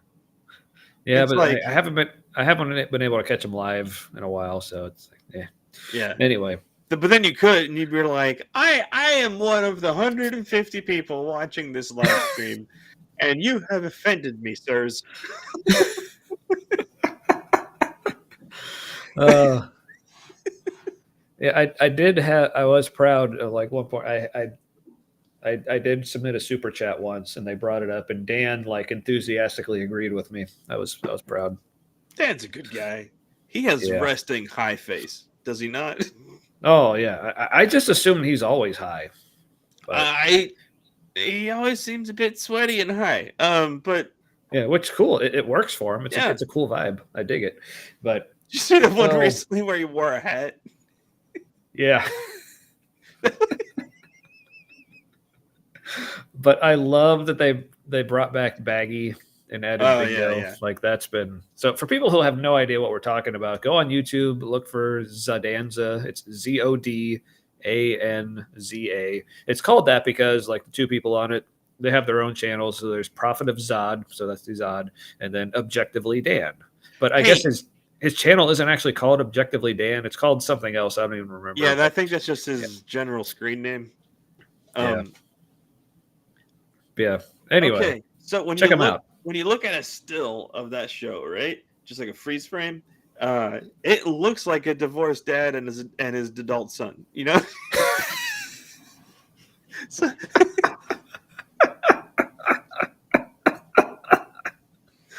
oh, that hitting it off like they never did in the past. Oh, but I could picture in a good like 10 years or so, if me and my son did a live stream, it'd probably be a lot like that. Yeah. I could see Asher becoming a pothead later. Yeah. Or just no, actually what I could see Asher doing is not actually being a pothead, but acting like one anyway. I feel like he just has that versatility. And then if he did start, then he'd be like, I just figured might as well. Yeah. Like, yeah. But I that's one thing I envy We just about lost my half son. our viewers. Oh, sorry, I'm talking about my son. Like, fuck you, man. We're talking about his son and the drugs.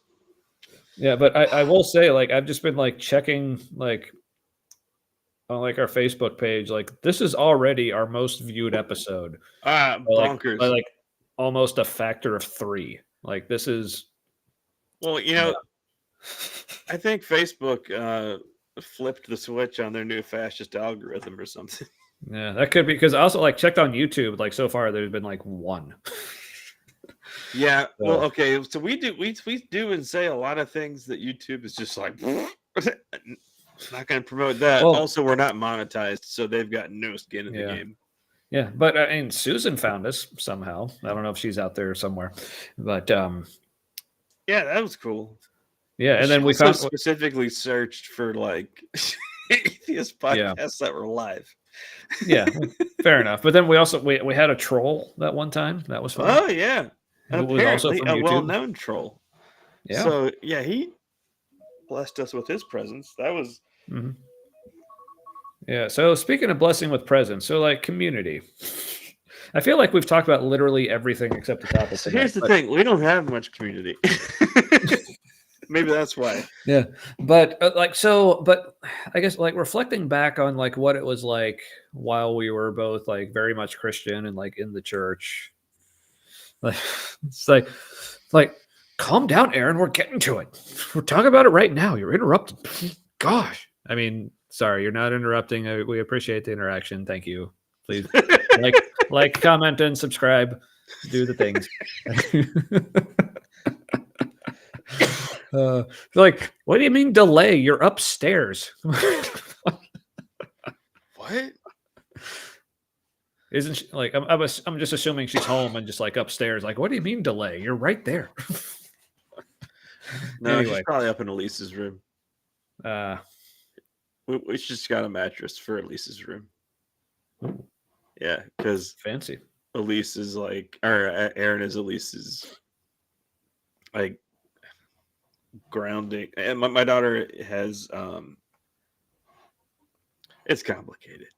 It's just she has intellectual disabilities and autistic characteristics. So Aaron is like her calming person. I don't know what a Cielaus. I don't know what's happening. Delayer. That sounds like that sounds like the name of a band I would be super into, like Delayer. And it's just like droning metal. With a lot of delay. Yeah, so anyway. Aaron sleeps in her room because otherwise Lise gets anxious in the middle of the night. Makes sense. Good on you, Aaron. Way to mom. That's good stuff.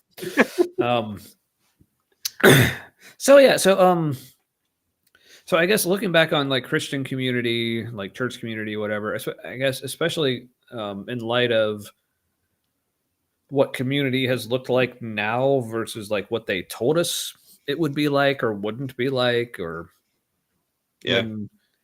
Because I guess the long and short of it for me is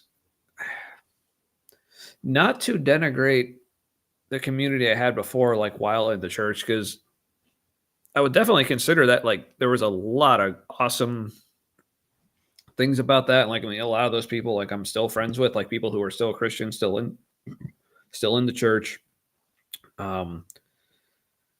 But the like, I guess, kind of new community I've built afterwards, like now it's been mostly online because, like I said, in person, there's like you, like people like Emily and Chris, like some of our other friends, and like one of my best buddies going back to high school, Richard, but like we've just like always been close. So it's been cool for him, like still being there for me and stuff. And but yeah, most of the people who I consider friends now are probably people that I've like connected with like online, like mostly through Facebook or like other things.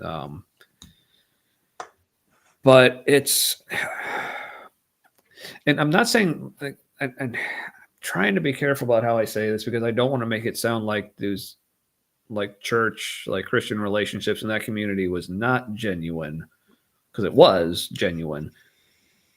But there just seems to be, I don't know if it's just like more genuine or just a different type of genuineness or just extra layers to it or whatever in the community that I've built since coming out. Does that make sense? Or is Yeah, it's So yeah, I have fewer people that I'm connected with now, but the people I am connected with, it's more. Let's say it's more inclusive, but that there's more acceptance, and the community before was good, but it was specific. Yeah, I guess the way I would put it is like there are like fewer parameters on it now, or like Right. there's no agenda to it. Yeah, you can just show up and be you, and that is what is expected. Yeah. Whereas, like before, there were expectations, and as long as you met those expectations, it was good. Yeah, like so, like especially like I guess like right at the end and kind of bleeding into, right at the end of our Christian journey and like bleeding into like when we were like coming out of it, there was like this specific community we were in, like the small group, men's group, like a bunch of dudes, like at the time it felt like, okay, these are like awesome guys, we're going to be like best forever, like super close. Like this isn't like, yeah, we have like the whole thing in common about being Christians and wanting to grow together and Christianity and the Jesus stuff and sucking God dick or whatever it is. I don't know. I just felt like being super profane there at the time because I can. Speaking of fewer parameters, but then like it's basically, long story short, without going into too many details, like we very quickly learned, like, oh no, this was based on, for lack of a better term, an agenda, which I know that's kind of an ugly term, but I mean, it was kind of an ugly thing. There was a certain storyline we had to fit in, and yeah, so it's and I will say, and I'm not saying that the other guys are being dishonest. Like I would totally believe that they genuinely thought, like, even if like this wasn't about like the whole Christian thing and the Bible study and whatever, like we'd still be friends because we're just good friends. But then it turned out it's like, oh, once that element was taken away, it's like, oh, well, now that we don't have that in common anymore. And then people started asking, like, what's in it for me? And because, if they're not, I was talking to my mom about this I was because she's Catholic and has been Catholic like her whole life, and kind of getting into Christian nationalism, which is kind of weird for Catholics, to be honest. Like Mm. Opus Opus Dei really figured out how to bridge that gap. Look into it, Opus Dei. Opus Dei. OPUS space DEI. Hmm. It's a shadowy organization that is Catholic and also really into Christian nationalism. Anyway, Yeah. I don't remember exactly what I was saying. From the other guy's perspective, I think they probably think that like it was real that we were going to be friends indefinitely. Mhm. And then from their perspective, you and I like wanted different things. And Mhm. weirdly enough, more than one nights, like the agnostic / atheist members of the group were the only ones besides the leader showing up to a Yeah. Christian men's group. Um, Mhm. and Yep. we were like, that means this is going well. Yeah. Like that means like we're here with no agenda, right? We're like, I just like we're not gonna do this, but like we get the whole like you're gonna be Jesus, and like and that would be I don't know, mostly cool. And I mean, he was an asshole occasionally, but mostly cool. Yeah. Yeah. um, and then like weirdly, the way we kind of we like follow God right out the door. um, Yep. Yep. got like more accepting and more like the whole thing of like pray without ceasing. It's like what does that look like? What does it look like to like live similar to Jesus? And what does the Bible even mean? Where did it come from? Who wrote it? What's all the stuff? So Mhm. we were getting like super deep into it, and then we got more challenging. Um, and then Mhm. we were kind of like, I don't know. God became so big, it's just is nothing now, I guess. And Yeah. and we just want to have like real healthy experiences with other dudes, and they saw Mhm. that as just a support group. Yeah. Because I guess they're because at the same time, I guess I felt they were feeling like, oh, this group needs to be more about like intentionally like going after Right. Jesus and like we're just like, oh, well, we're not interested in that for So it obvious needs reasons. to be more like a corporate retreat. Yeah. So yeah, No, it's thank you. yeah. So because before, so like while we were in that group, I don't know if tell me if this was like different for you, but for me, especially being someone who like whether it's like the introversion or the possible autism or like other things, like just like making friends or like trying to like find things in common with people is like pretty difficult. So I felt like I always had that one thing I could always fall back on. It's like, well, we're Christians, we're wanting to like grow our relationship with Jesus together. So it's almost like I felt like I could be friends with like anyone if we had like that piece in common. Right. The No shared matter, story. Yeah. yeah. So Like, because then you can relate to them through that.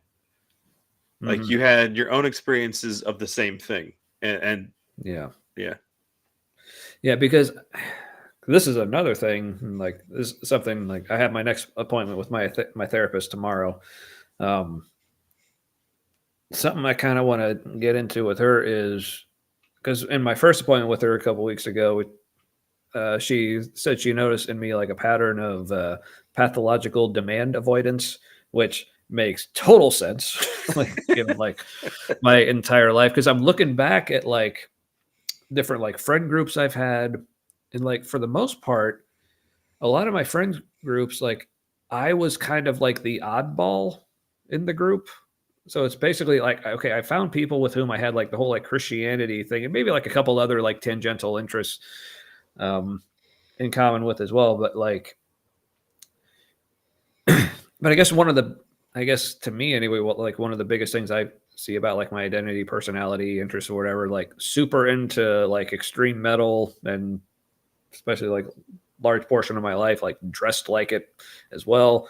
But like I've never really had a lot of friends who were also like super into that.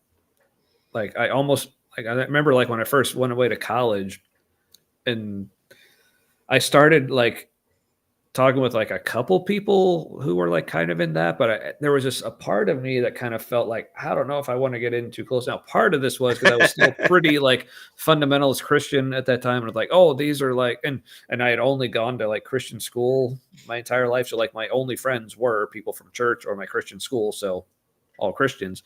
So like, oh, these are like unsaved people. No, I'm cool with like, the Christians who are into like the heavy music, but like I know like Yeah. the non-Christians who are into, they're all like Satanists and whatever. And they're like probably dangerous.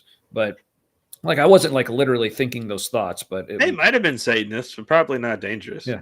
Well, also like it's like yeah, so as speaking of Emily, like I have found my equally weird friends, absolutely. So thank you for being like I do really Now, like that. now Yeah. I'll say equally weird. I guess as far as like a level of weirdness, certainly like we're different kinds of weird, perhaps. So we have some overlap, I guess. Absolutely appreciate you, friend. So, but Okay, I don't know what this means. Have you seen Orange is the New Black? I haven't. What do Okay. you think the I answer? to mean, that just is? like, are you aware of it? It's I'm aware it's a thing, but I own my. I'm mostly appreciated for it in that it became a meme after Trump was elected after Obama, and people were saying, "Huh, orange is the new black." And I thought that was hilarious. oh, Sorry. it was the Anyway. other shoe to drop. That's Trump is everything that conservatives thought Obama was. He's the anti-Obama from their perspective. Yeah.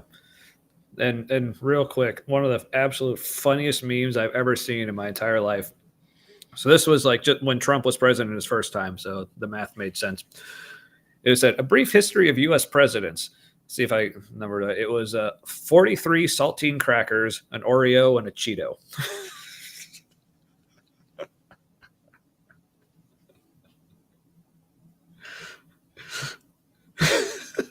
And Matt, you're muted for some reason. Back yet? There. Yeah. Yeah, right before that, on my end, Restream, which is the platform, it freaked out and it gave me like 13 notifications about my audio. Some of the notifications repeated, some of them were brand new, and it didn't say I was muted until I hit my mic mute button, and that fixed it, but it shouldn't fix it. Well, I also I unmuted you on my end. Okay, that's what it was. That. Okay. Yeah. But so anyway, what were you saying about Orange is the New Black, or was that a thing, or was that just another that's a short thing. Okay. Just when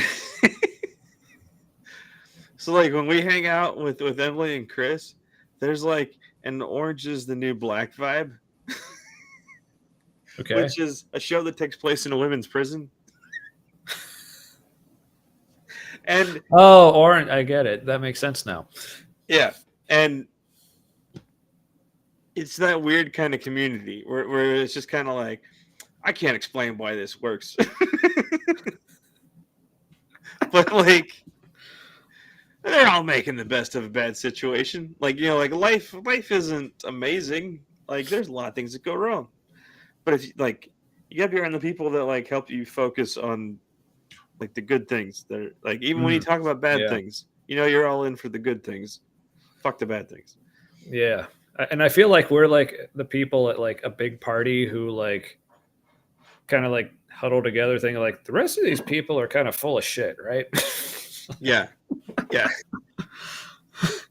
I guess Emily agrees. So, yeah. So, I'm glad you appreciated that, Emily. yeah, we appreciate you. Uh, oh, and Chris agrees.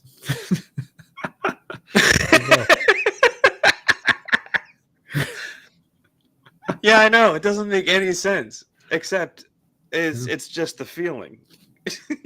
Like nothing on that happens on the show. Yeah. I don't yeah. Yeah. It is a great show. I recommend watching it. Ooh, this would be fun. Oh, that would be good, yeah. Mm-hmm. Mm-hmm. We gotta arrange a sitter. Yep. Means grandmama, probably. Yeah, that's what they're for. So, yeah, and I think so. Going back to me, the whole like kind of always being like the oddball out. I guess the way I've been thinking about that more as far as why, and even like to the point like why I still like maybe not to the level of what I was like in like late high school and college, but oh, you will not mess up that vibe. You'll fit in quite well. No, like we didn't. Yeah, gotta collect them all. We didn't have an Aaron. Absolutely, but I feel like because even now, like I still like obviously I'll wear the weird metal T-shirts and like I just hate dressing like normally. Like I don't really own very many like polos or collared shirts or like sweaters or like kind of nice normal looking things. But I kind of figured out why, or at least part of why, is I feel like the vibe I kind of want to put out is in any kind of situation, don't expect me to act normal. Like, because I just don't, and I hate acting normal. So whatever I can do to give you that vibe, like just do not expect me to act normal. And so I think that's why, like, if I was hanging out with like a bunch of people who were more like me in that aspect, I feel like, oh, well, they're expecting me to act like them, but I still feel like I wouldn't be. But in this case, it wouldn't make sense that I'm not acting like them because I seem like I'm one of them. But if I'm hanging out with a bunch of people who are clearly very different from me acting weird would seem normal, if that makes sense. Yeah. So I don't like to buy clothing that I like to buy something that looks like me, and usually that's the thing that there isn't very much of at the store.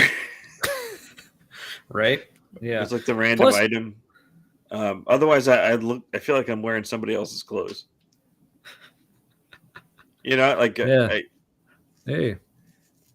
So Chris wants you there, Aaron. So do it. Now I'm curious. Did you actually type out replying to Aaron Hill, or is that just how it comes out because you were like replying to her comment on Facebook? But I don't know. Leave a comment to let me know. Yeah. So, but yeah. So that's a little thing I've been kind of figuring out about myself, about like why I do the things I do and all that. But yeah. But then I felt like. So I don't know, maybe it was like with me feeling like I still need to be like kind of like the different one in the group, but still feeling like there needs to be something. So I don't know if maybe the whole like just being Christian thing just felt more like a core thing that it made sense for this to be like the one thing we had in common. I don't know.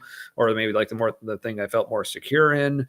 It was or easy maybe too. also, well, and also this is definitely something that's the case is like I kind of felt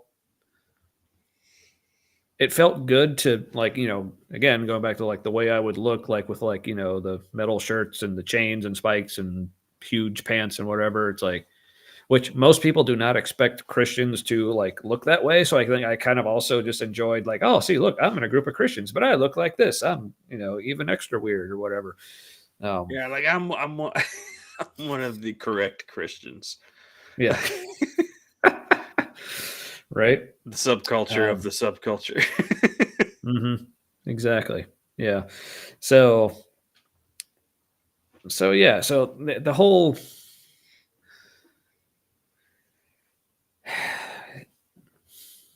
Yeah, now my mind's going more towards towards the end of our like time in Christianity.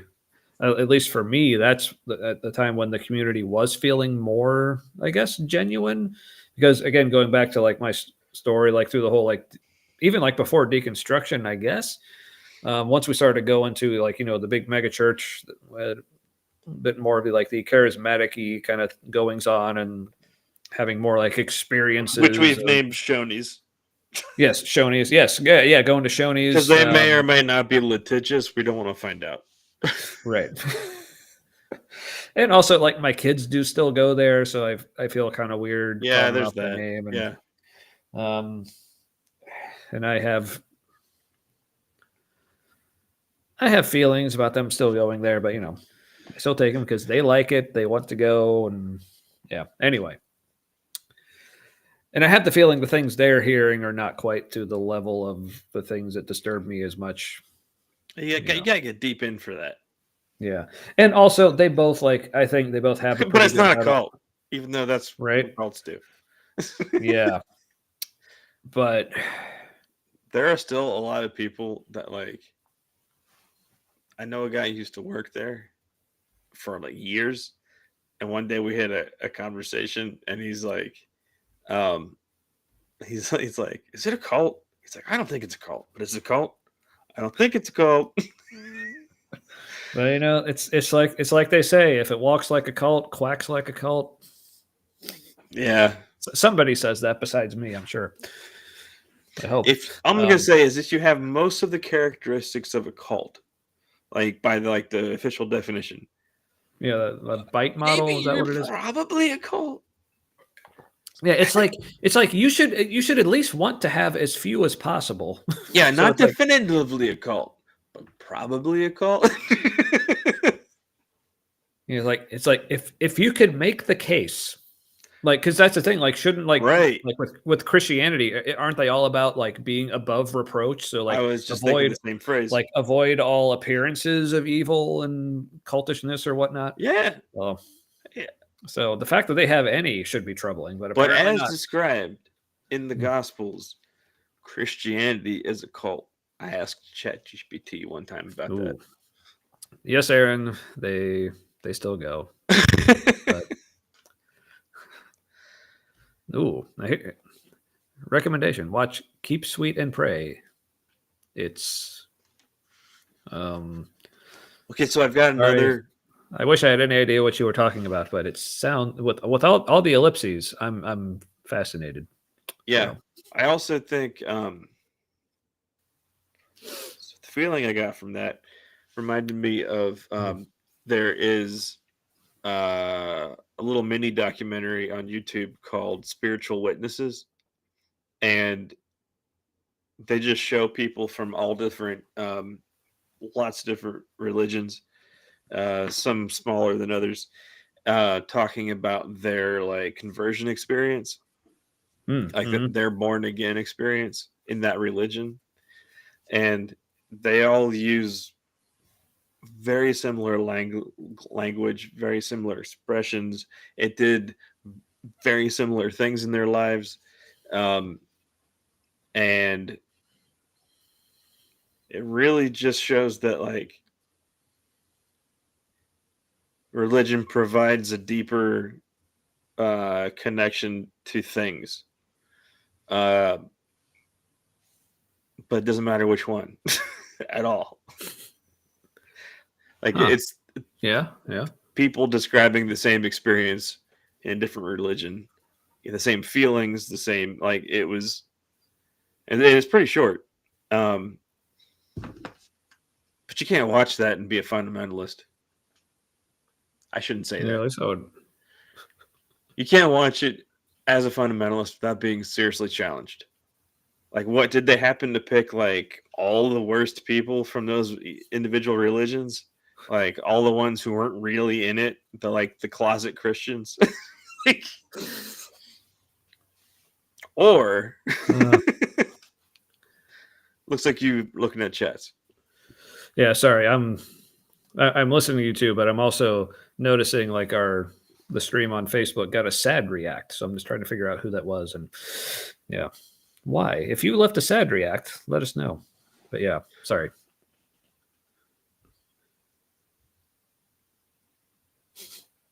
Yeah, couldn't not see the cult likeness after watching them. Yeah. Yeah. Just the descriptions of what they do and the effect it has on people, especially the people who leave. Mm-hmm. People in it, when you're in it, it can feel pretty healthy and be pretty healthy, but it's the leaving that Yeah. is destructive. Yeah. So, yeah. So That's why you maybe should that's stay in it, Tommy. Just try harder. yeah, so that's something like this just occurred to me as you said that. Like, see, like your thoughts on this. Like, do you think people who are still in like the Christian community, it seems like they probably have a different view of how they relate to a non-believer if the person was just always a non-believer or if they were especially recently a believer but then left. So it almost seems like they're Yes. it's a little better feeling towards someone who just has always just been a non-believer. But Right. like you said, with someone who like has actually left, that's like adds an extra layer like tension or like conflict or whatever. But Well, see, you're trained to talk to the non-believer. Like that's something you're trained for. You know that mission. But then mm-hmm. Yeah. the talking to the former believer now maybe better. like Yeah. Well, and so like you don't know what to do with that. Like that person's just yeah. an apostate. That word wasn't used in our community, but like Yeah. that person is now in danger, which I think means that we have convincing things to say. Well, yeah, and I think it's also just like from their end, like what they feel they can say. Because if someone has just always been a non-believer, then like, oh, great, all we got to do is present the gospel to them, like present our side. They'll see how clearly awesome it is, and then they'll convert. But then with someone who's like, oh, they've already heard what we have to say, and then they left. So it's like, what can we say to bring them back? Because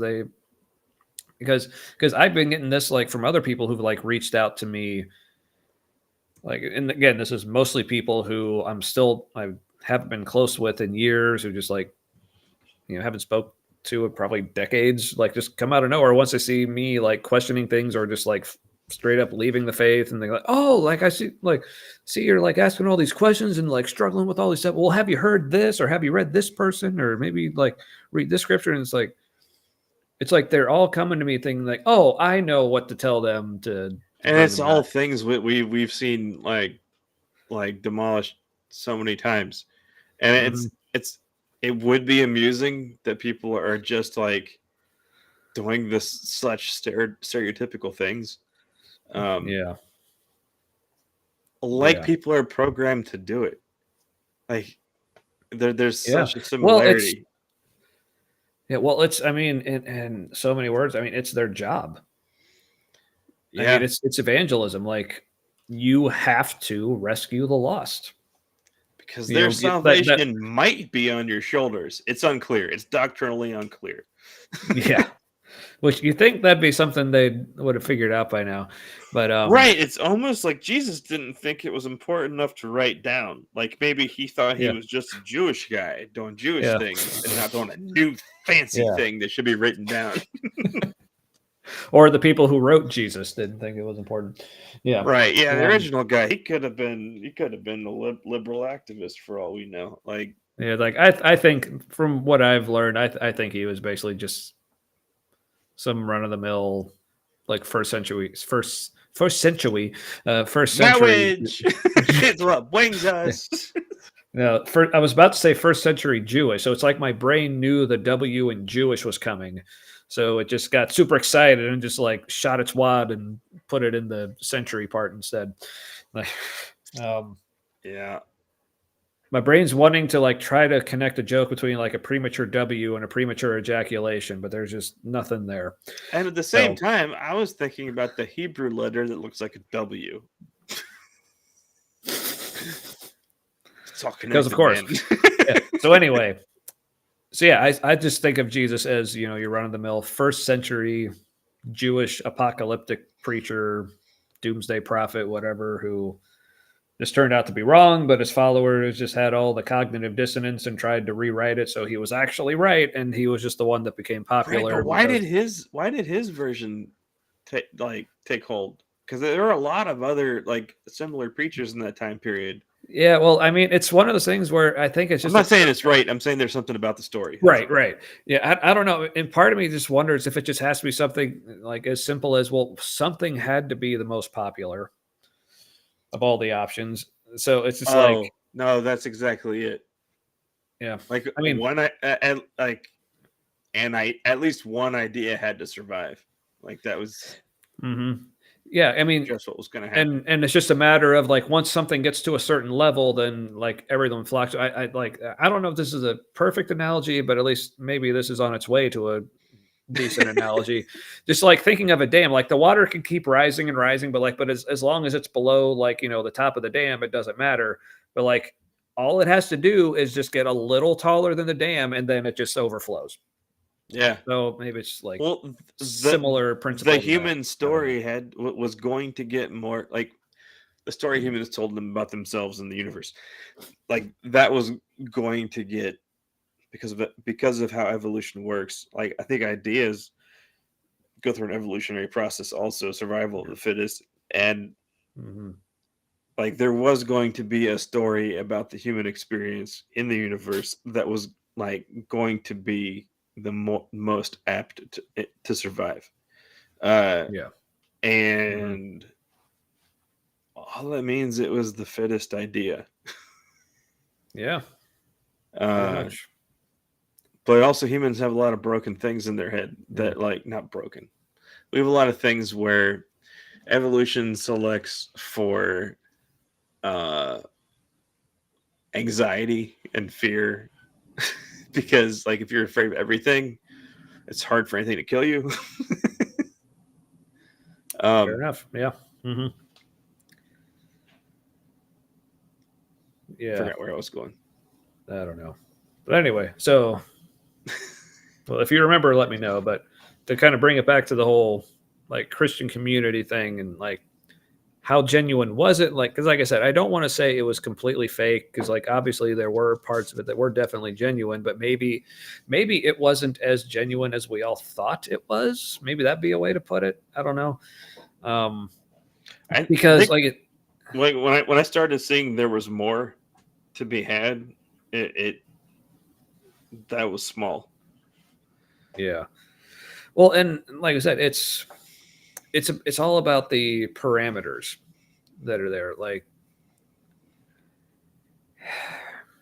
and not just in the parameters of saying, okay, well, who's in the group and who's out, and then how do we feel about those people who are out, whether they're just always been out or they're people who have left. Um, but also just even just like within the group, it's like it feels like whether or not it's in any kind of like official capacity, whether you're like in a small group Bible study together or some other kind of like church, like specifically related group, it seems like anytime it's a group of Christians in any kind of relationship, like there always has to be an agenda. Hmm. It's like because like that's the whole thing we're taught. Like as Christians, like there's no such thing as neutral. Like you have to be in drive. You got to be like constant, like striving and striving. Like You got to unlock that next yeah, achievement. right. So that goes to your relationships. Like all your relationships with other Christians, like it has to be iron sharpening iron. It has to be discipleship. It has to be building up the body of believers and like very intentional about that. So which again, like as long as you're like super into it and like that is who you are, then it just comes more naturally. But it's still like even then, it's like that's still, I guess, for lack of a better term, just kind of like an artificial layer that you feel like it has to be there. Like maybe you also Yeah. want it to be there, but there's still that. But this has to be here. And So once you're on the mhm, outside of it, mhm. that's all baggage that needs you just got to like find a place to put it. Yeah, I'd tell them where to put it. So So it's a whole like Yeah. codependent like drama triangle where there's somebody who's the rescuer, somebody who's the persecutor, and someone who's the victim. Mm, And yep. that's what those relationships were. Is like everything was fine as long as everybody was playing their role. And um, but then when you realize that like that game's bad for you and you don't want to do it anymore, now you're Right. like you're not playing the same game, and you look utterly confusing to people inside that drama triangle. Still, you're like, I don't. How Yeah. are they okay? There's deception. I'm deceived. They're deceived. I don't know. This is bad glitch. Basically. Yeah. Yeah. Hmm. Also, it makes people Uh, mad. yeah. It But makes yeah. makes fundies who are still in when you talk to them about stuff. You're like, I just want to believe what's true, and they get whoa. It's like It's like, but you did. Like, yeah. But yeah, yeah, we were saying about deceived. Like that kind of hit too. Yeah. which is just utter projection because they Yeah. don't ask if they're deceived. The Oh no. assumption is like, no, this doesn't make any sense. They're deceived, Yeah. and And that, so uh, this YouTube channel, like we brought up before, Mind Shift, like he did a fantastic video about the idea of like being deceived and like the way that's portrayed, even like in the Bible. He says like it basically like the way the Bible talks about like the at least like the possibility of being deceived or like actual examples of people being deceived. It's like he's like, I don't know how any Christian can be confident that they aren't being deceived. Mhm. Cause like there's literally no way for you to tell. Because even Jesus talks about like one of the times when he was talking about the judgment, he said like there will be people who come to me saying, "Oh Lord, Lord," but I'll say like, "Turn away from me," like I never knew you. But then other people say like, "Oh," like essentially like, "Oh, we didn't know we were in. What are we doing here?" It's like, "Oh, of course you're in because you did this." So even Jesus himself is admitting like when it comes to the judgment, like yeah, people are going to be completely surprised. Like there are people who thought they were in, but they aren't. People who didn't think they were in, but they are. Mhm. And the more I've thought about that, especially now, like coming out of like being a Christian, like that should be fucking terrifying. Like that's basically Jesus flat out saying, like, yeah, some of you are going to hell and you have no idea, but I'm not going to tell you. It's like, yeah, that's just one of many reasons why the more, especially coming out of faith, the more I've learned and really kind of like critically examined Jesus as he's portrayed in the gospel. I just keep becoming less and less of a fan of the guy because You like definitely can't look at it from a fundamentalist perspective because that statement of like basically everybody's deceived and you don't know who's deceived. That could also be an invitation to question everything, which is good. There are certain yeah. things in the Gospels where if you actually do those things, it will lead you away from religion. Yeah, but I guess like just on its own, that idea of yeah, question everything, but the fact that he added in the stakes of yeah, question everything, like it's all a mystery, but if you get it wrong, you're going to hell. It's like then the whole Yeah, like it being that's where it like starts to sound like more than one person wrote this story. yeah, that's the whole thing. Like again, one of the things that like annoyed all the way to like sometimes just flat out pissed me off so much about like Christianity, kind of like on my way out. It's like people talk about, oh, it's such a mystery. Isn't it great that it's a mystery and it's so mysterious and like you never really know? And you keep like, not when it comes to like whether or not I'm going to hell. Like that should not be a mystery. Like, how can you say it's beautiful that that Yeah, is a mystery? I Like, think you got to be like a universalist or a closet universalist for that mystery to be awesome. yeah, If you think that like yeah, if you think yeah, that like but there even is a hell or a chance of it, like no, the mystery sucks. but even as a universalist, like that I was, in my final form, like that whole mystery, like it still bugged the shit out of me because I'm like, okay, well, okay, I'm past the whole like going to hell thing. Okay, I know I'm not going to hell because there's no hell because why would God do that? Because that's a pretty dick move for someone who's supposed to be all love and whatever. But there's still that aspect. But having a relationship with God in this life is still like the greatest thing ever. And I'm like, okay, that's what I want. But why is he still being so mysterious and keeping that from happening? It's like, that's so basically at no point to me is this whole like God is mysterious. Like at no point to me is that a beautiful thing. At least in the sense of like, does he exist? Does he want me to relate to him, and how? Because I'm totally on board. Because like people will compare it to like having like some sort of like spiritual leader or guru who like, you know, you go to see, but like he doesn't want to give the answers. He just wants to give you questions and like let you figure it out on your own. Like, yeah, that's great. But you know what's not a mystery? That the guru fucking exists and that he wants me to learn things, you know? Yeah. So that's why like even now, like anytime I see some like Christian people talking about like, you know, the mystery of God and how beautiful it is, I just got to bite my tongue so fucking hard every time I see that. It's just like, well, you know where you know. they're. You probably know where their perspective is. They're either, being selective about what attributes they're holding on to of God, or they're in denial. Like, yeah, like the in denial part is worse. Like, I'd rather they pick and choose, because if they're in denial, then that means like they've come up with a way to bury the cognitive dissonance, and that's just not healthy. No, yeah. Or it's even in the Bible. If you're double-minded, like that's terrible. Double-minded fucker does some shit in the desert. I don't know. There was like a bad reason. Yeah, it's a whole thing. Yeah, not a bad reason, but like there's a reason why it's bad. Right. Yeah, because that's been something I've been thinking about a lot recently. Is the whole, because like Christians will talk about how, okay, well, on the essentials, like there's unity, but like all this like non-essential stuff, if there's disagreement, it's fine. Well, which first of all, like the more I think about it, like when it comes to like Christianity and the faith and what it's really like, the fact that there even are non-essentials seems odd. There isn't agreement on what the essentials are. So yeah, but which seems like a problem when a guy starts a new religion. Right? But then I kind of like was thinking about in particular one thing that like there is like a huge disagreement among the church, but like they'll still consider themselves we're all Christians. This is just like a peripheral thing. Like the whole like question of whether or not you can lose your salvation. It's like the Arminians and Calvinists are like the two bigger camps on that.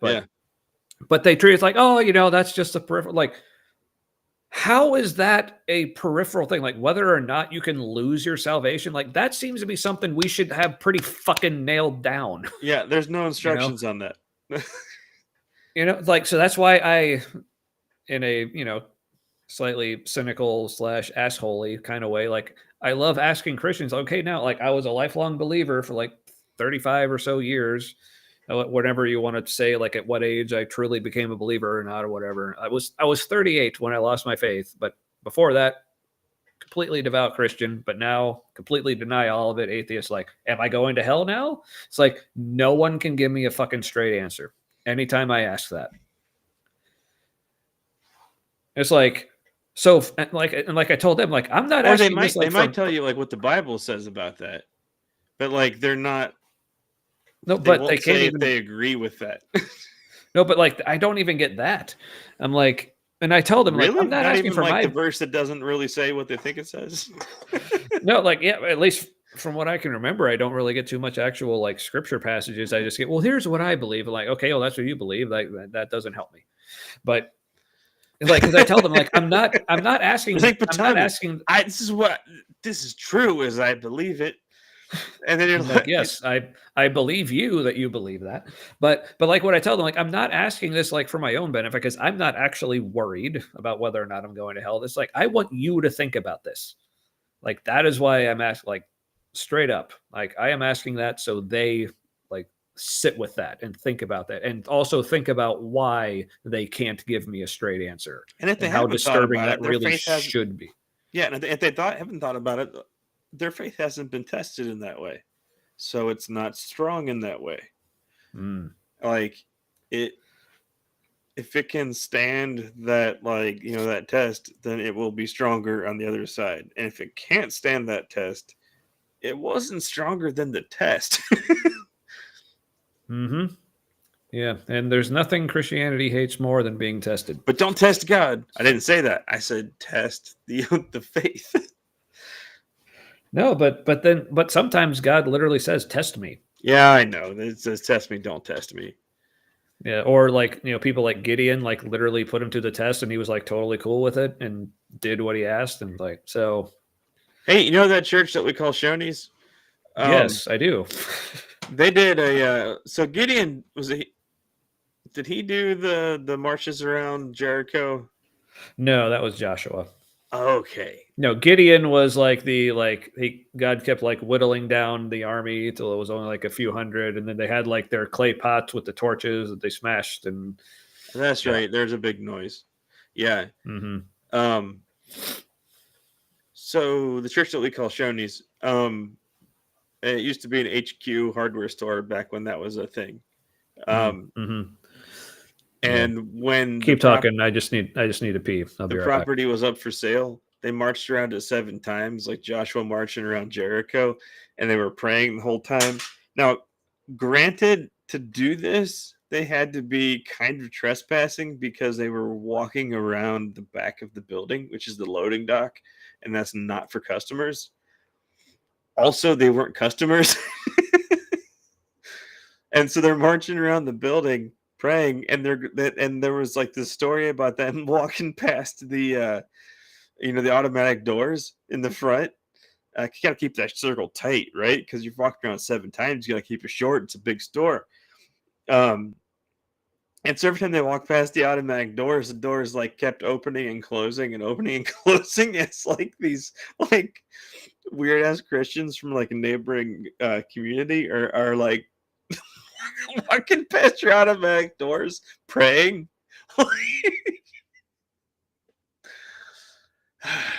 And then I was told, like, in the feeling of, isn't that cool that we did that and we didn't care? And like, I don't know. Maybe we should have all seen the cultiness early. Right? Yeah, I'm over here now. Yeah, How dare you? I don't know how to act. Just act more like me. It'll be fine. All right, I can't do that. That's fine. You'd probably weird me out if you did. I tried for a split second in my head. It didn't go well. I'm curious now. All right, I'm gonna pick up my my vape thing for like the 3rd or 4th time tonight.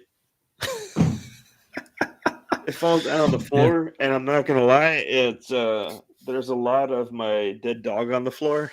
That sounded bad.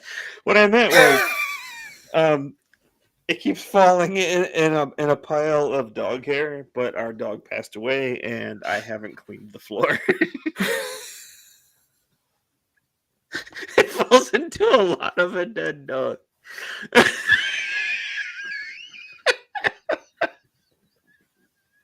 Is this part of the healing? Part of the healing. Yeah. Neat. Oh man. I love that we can laugh about this.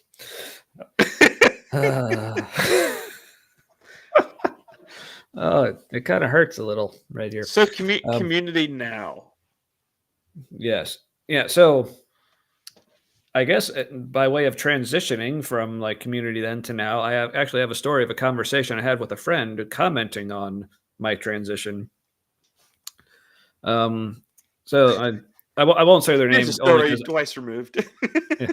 Yeah, I won't say their name only because I don't have their permission. I have no idea if they even watch, but it's positive things. But yeah, just because I don't have their permission, I won't say.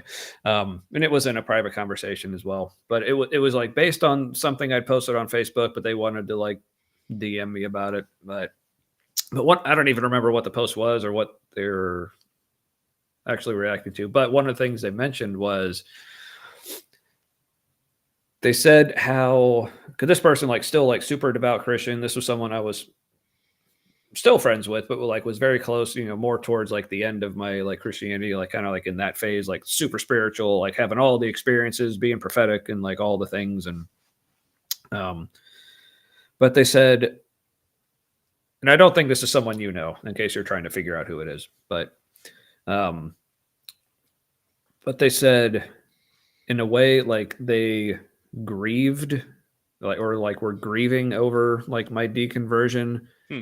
And like at first when I read that, I was like, oh, great. Someone else who's like feeling sorry for me. Like, oh, that's so sad that you're no longer a Christian now. And like, but they said, but it wasn't like that. They said it was more just grieving the fact that that was something we had in common. And that was such a big part of our friendship, but now it's just gone. Yeah, that's some self-awareness. Yeah. And I was like, yeah, totally. I mean, and what I told the person, and this wasn't like, and I told them this isn't to like minimize that, but more to just like relate like how I'm feeling about the whole thing. It's like, yes, I definitely, grieve that about like our friendship too, because that was something why we had that in common. Like that was something that I felt really connected with you about. It was awesome. But so I basically said, okay, to kind of let you know how I'm feeling, okay, take that feeling you're having like with me right now, and then multiply it by every Christian I've ever known. And that's how I've been feeling for the past few years. So yeah. Yeah. In that same way, over Thanksgiving, I had a chance to. So I was talking to somebody about like politics and like how like facts don't matter for a lot of the people who are into Trump. And so the whole like, what about this fact? And like I used to be there. Also, it doesn't matter because they're not in it because of the facts. They're in it because of the feels. And even though they're the ones who love to say facts don't care about your feelings, but I was talking about yeah, how a lot of probably most of the people that supported him at some point are gonna, whatever issue they were in it with him for, when they see that like fall apart or go wrong, like I think that's when they're gonna snap out of it. That's when their reality gets shattered because like they're in it because I voted for him, even if they don't know that like they had an issue or a couple issues. When they get to that point where like, oh, this is why I was really into him, and like he's not that, unless they're really into him because he says some fascist things. Yeah, there's definitely that crowd. Will be super obvious. Yeah. But yeah, so I was talking to this person and I said like it's gonna be rough. I think we're gonna have to be like ready to be there for them because like imagine your worldview falling apart. And this person was like, yeah, that would be really hard. And I wanted to be like, yeah, same fucking way people used to be Christians. It is really hard. Thanks for noticing. But right. So I was like, oh, it's not time. Because I'm like disconnected. If I said that, they'd be like, well, that's different in their head. They wouldn't say it out loud. Yeah. So yeah, it's hard to leave things where they need to be. Yeah. Yeah. So yeah, and my brain this is a bit of a change of topic. So like want to make sure you do that. No, but I just wanted to make sure like you said all you wanted to say like on that train of thought before okay. All right, so kind of going back to the whole like, friends, like, my friend like grieving that part of our relationship, but not being like, oh, I feel so sorry for you because you're not a Christian anymore. And you must be so sad now. And nope, whatever. Feel pretty good. But then also going back to the whole, like how the weird things that Christians will see as non-essential that really should be pretty, solidified. Yeah. The reaction I get from Christians who will say things like, well, hey, yeah, if you don't believe anymore, that's fine. It's whatever works for you. I'm like, okay, especially coming from the Christians who do believe in hell. It's Yeah. like, really good for me that I'm going to hell now, and like you don't care. Like I know, like they're trying, like to again. This is one of those things, like to them, oh, this sounds like the nice thing to say, kind of like when I ask, like, well, am I going to hell, and they think it's a nice thing to say. Well, I don't know, I can't say for sure. It's like, well, you like then how the fuck are you going to evangelize to people if you can't tell them whether or not they're going to hell? Like, what are you going to say? I think But there's that with some people, and I also think other people, it's an indication they don't really they buy into the hell thing because they feel like they have to, but they don't really. bingo. Yep, I think that's exactly it. Because like, really, how can, if you really do believe in it, like, how can you say to someone, it's okay if you don't believe, I don't mind? It's like, you really fucking should. Well, unless unless now, they're like, I'll say, I'm fundamentalist. glad. Yeah. Well, I'll say, like, not that I'm necessarily trying to push you this way, because I'm glad you don't mind. Like, but again, this is more not for my edification or my concerns, like more like you should really think about that if that's your honest response to this. So, but yeah, that just like, you hold two opposite things to be true, or two incompatible things to be true. Mm-hmm. Think through that. Yeah, I think it's like Christians, like, have, especially nowadays, have come to realize how kind of awful a lot of the things that they might say, or like the Bible might say, like they come to realize how awful it actually does sound. Right. It's like, never presented that way. And as soon as you hear it in that tone, you can't unsee it. At least that's my experience. Yeah. But it's just like that cognitive dissonance, kicking, or whether it's that or not, I don't know if that's the best way to put it. But it's like, okay, they're realizing, oh, this. So I don't know if it's just at the level of like them just noticing, oh, when you say this to non-Christians, they seem to get upset. So that must not be a good thing to say. But aren't they crazy? Yeah. No, but according to, like, the scripture and the theology or whatever, that makes sense. What you're saying, that even though they don't like it, like, that should be true, but you're only not saying it because you're realizing it doesn't sound good. It's like the whole, if what you're doing is provoking things that aren't the fruit of the Spirit in someone, then maybe what you're doing isn't a fruit of the Spirit. Mm-hmm. But now, I'm on board with all the fruits of the Spirit. Yeah, those are all good things. Yeah, depending how you view faithfulness, I guess. But yeah. Oh, true. Yeah. Being like faithful to other people and to your friends and like family and stuff. Yeah, that makes sense. Sure. But that's how I view it anyway. But even like the whole, like, when we were talking about the problem of evil, and even like in my experience, like coming off of, being seemingly miraculously healed of cancer, and you'll hear this in people who are like survive, whether it's like like illnesses that end up killing like thousands or millions of other people, or people who survive all these like natural disasters, whether it's like hurricanes, tornadoes, floods, or whatever, where a bunch of other people died, but they're like, oh, but I survived, thank God for saving me. It's like a lot of Christians realize that's kind of a shitty thing to say. Like, say, well, God rescued me from this thing that killed so many other people. But this is one of the things, like, I have a hard time really articulating, but it's like,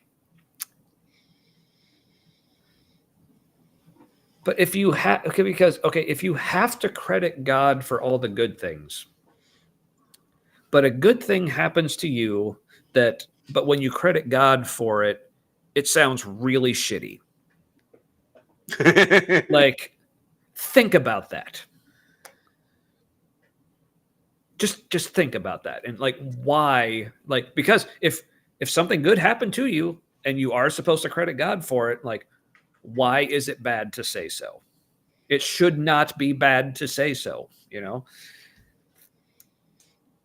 Yeah.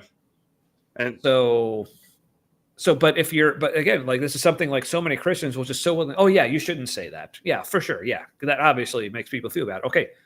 But so you're saying God didn't rescue you? You're saying God had nothing to do with this good thing that happened?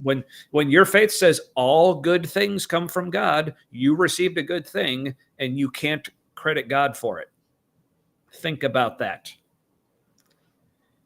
I think the problem comes with not holding two things to be true simultaneously. Like, it can be good for that person and then bad for another person. And with the difference is perspective. So like Mm-hmm. when like you zoom out, really just a thing happened, and it was good for some people, bad for some people. Yeah. And like I think it can be good to acknowledge that you're grateful for that thing. Oh, But then for when sure. Yeah. but then when you're like well, that was a blessing. And that's the logic. Like this thing was intentionally done to do good things for me. Like, well, that did bad things for other people, and there needs to be some like just like built-in cognitive dissonance there. Yeah.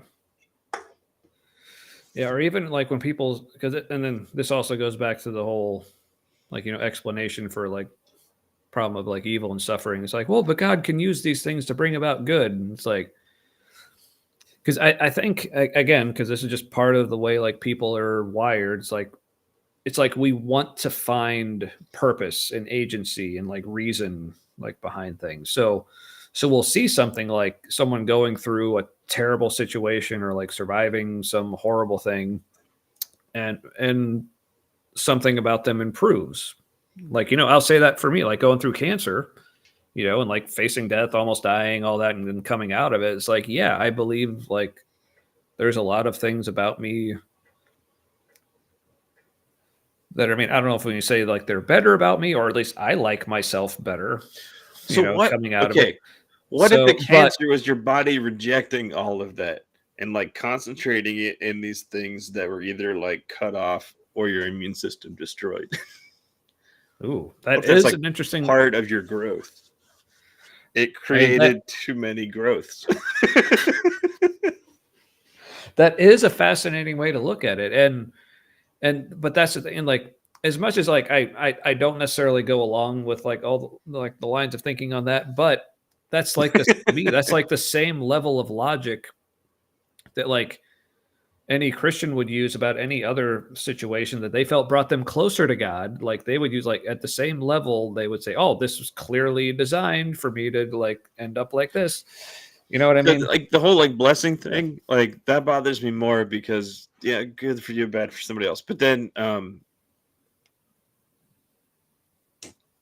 uh the verses about God can use anything for good, more or less. Yeah. Well, only I for think, those who are called according to His purpose. Everyone well, else, like, right, fuck them. gotta Yeah. qualify that shit. Yeah. But I think it could be the real healthy perspective to say that like anything could be the start of something good. Like it may not be good, Oh yeah. but Oh, for like it sure. can be the catalyst for something good. Mm-hmm. Yeah. Um, Absolutely. yeah, Well, I don't know if I would say absolutely. I'm sure there's plenty of things that like are like just completely irredeemable. Again, my brain always goes to like this. Only this is because like this is but like good a things can come out of it potentially.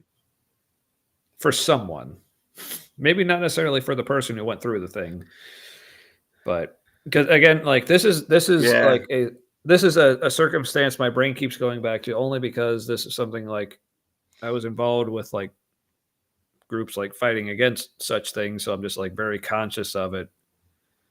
Yeah. But my brain, anytime someone talks about like, oh, all things work together for good, like you can like learn from anything can build character, my brain always goes back to these little girls in rural India who were like born, and even by Indian standards, abject poverty,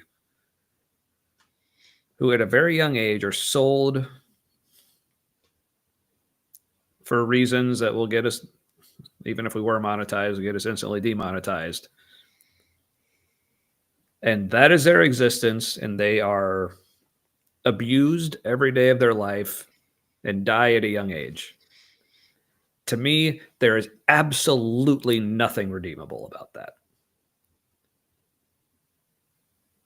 Even if someone else like tangentially learns a lesson or something happens, like you cannot tell me that that is fucking worth anything.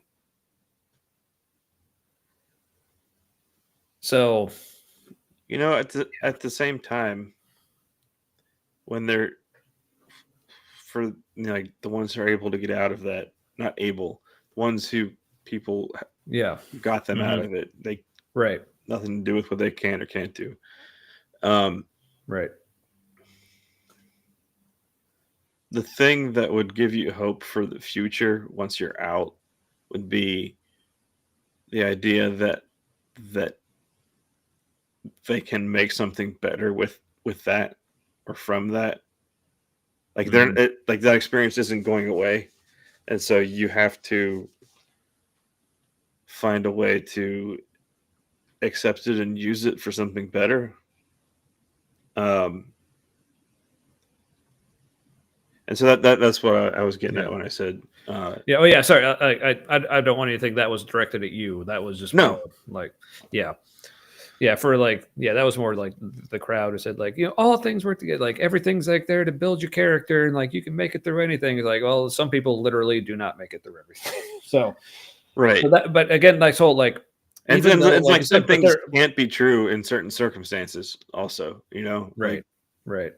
Yeah, but I get that's more like to me, like that was just more to the point of okay, even if you are, you know, I would say like lucky enough to survive, whether it's that situation or like any other kind of like hardship, and it does like you know, like someone like me, like lucky enough to survive stage 4 melanoma, which you know historically is not a lot of people. As much as I would say like I've benefited from that experience and how I like the person I am now more than the person I was before that. Like, I still like, and again, this is just a natural tendency we have, but a lot of people say, oh, this means like that experience was designed for you to go through to build that. It's like, no, it's not that this was the purpose of like, there was no, like, I am firm believer, like, there was no purpose in me having cancer. It was just a thing that happened. Now I found my own purpose in it, you know, and that's, you know, optimistic nihilism for the win. But so I understand the like, and I think that is a good attitude to have, to try to look for like in any like hard thing you go through, try to look for ways where you can improve yourself or improve your situation or improve your life or whatever from it. But that's different than looking at it and say, oh, this situation was designed for me to learn and grow. It's like no, I mean you can, but like hopefully you can. But yeah. Yeah. It's like it's almost healthy. Right? You know? Yeah. Oh yeah, because like I said, I know like at the core of it, like the sentiment that you know the people are trying to get across is like, yes, that is a super positive message of, you know, overcoming and improving yourself and character building, all that. That's great. Yeah. But once you cross in the whole like, oh, this is what it was designed for, and but because then like the unintended consequence on the other side of that is then the people who go through something, it's like, well, now they feel like like some sort of obligation. It's like, oh, and if I don't improve because of this, and that means there's something wrong with me because I didn't grow my character through this like insanely hard thing that no one should ever have to go through. But Yeah. yeah, like it gets into like, the realms of like victim blaming and Got to be on the like lookout. it's like, You or never know especially, when punishment or growth is going to happen. Could be right, around any especially corner. I know, but it especially like once you get into like the Christian context, it's that whole like, oh well, your faith just wasn't strong enough to like pull you through this situation or whatever. Like, well, you didn't trust God enough, and that's like you weren't listening to Him enough and what He was trying to teach you and all this, and that's why. Or that's the subtext that doesn't get said out Yeah. loud, perhaps. But Right. Mm-hmm. Yep. Yeah. But so I don't know. Is there anything more on the whole like when it comes to like community, like we were talking about kind of like the transition, what that looks like? Any more you want to talk about that, or you want to move on to like talking about like what community looks like now that we're, or what can it look like now? Or I realized that whatever community building skills I had in the past, they got overwritten by churchy things, and I didn't know how to do those anymore.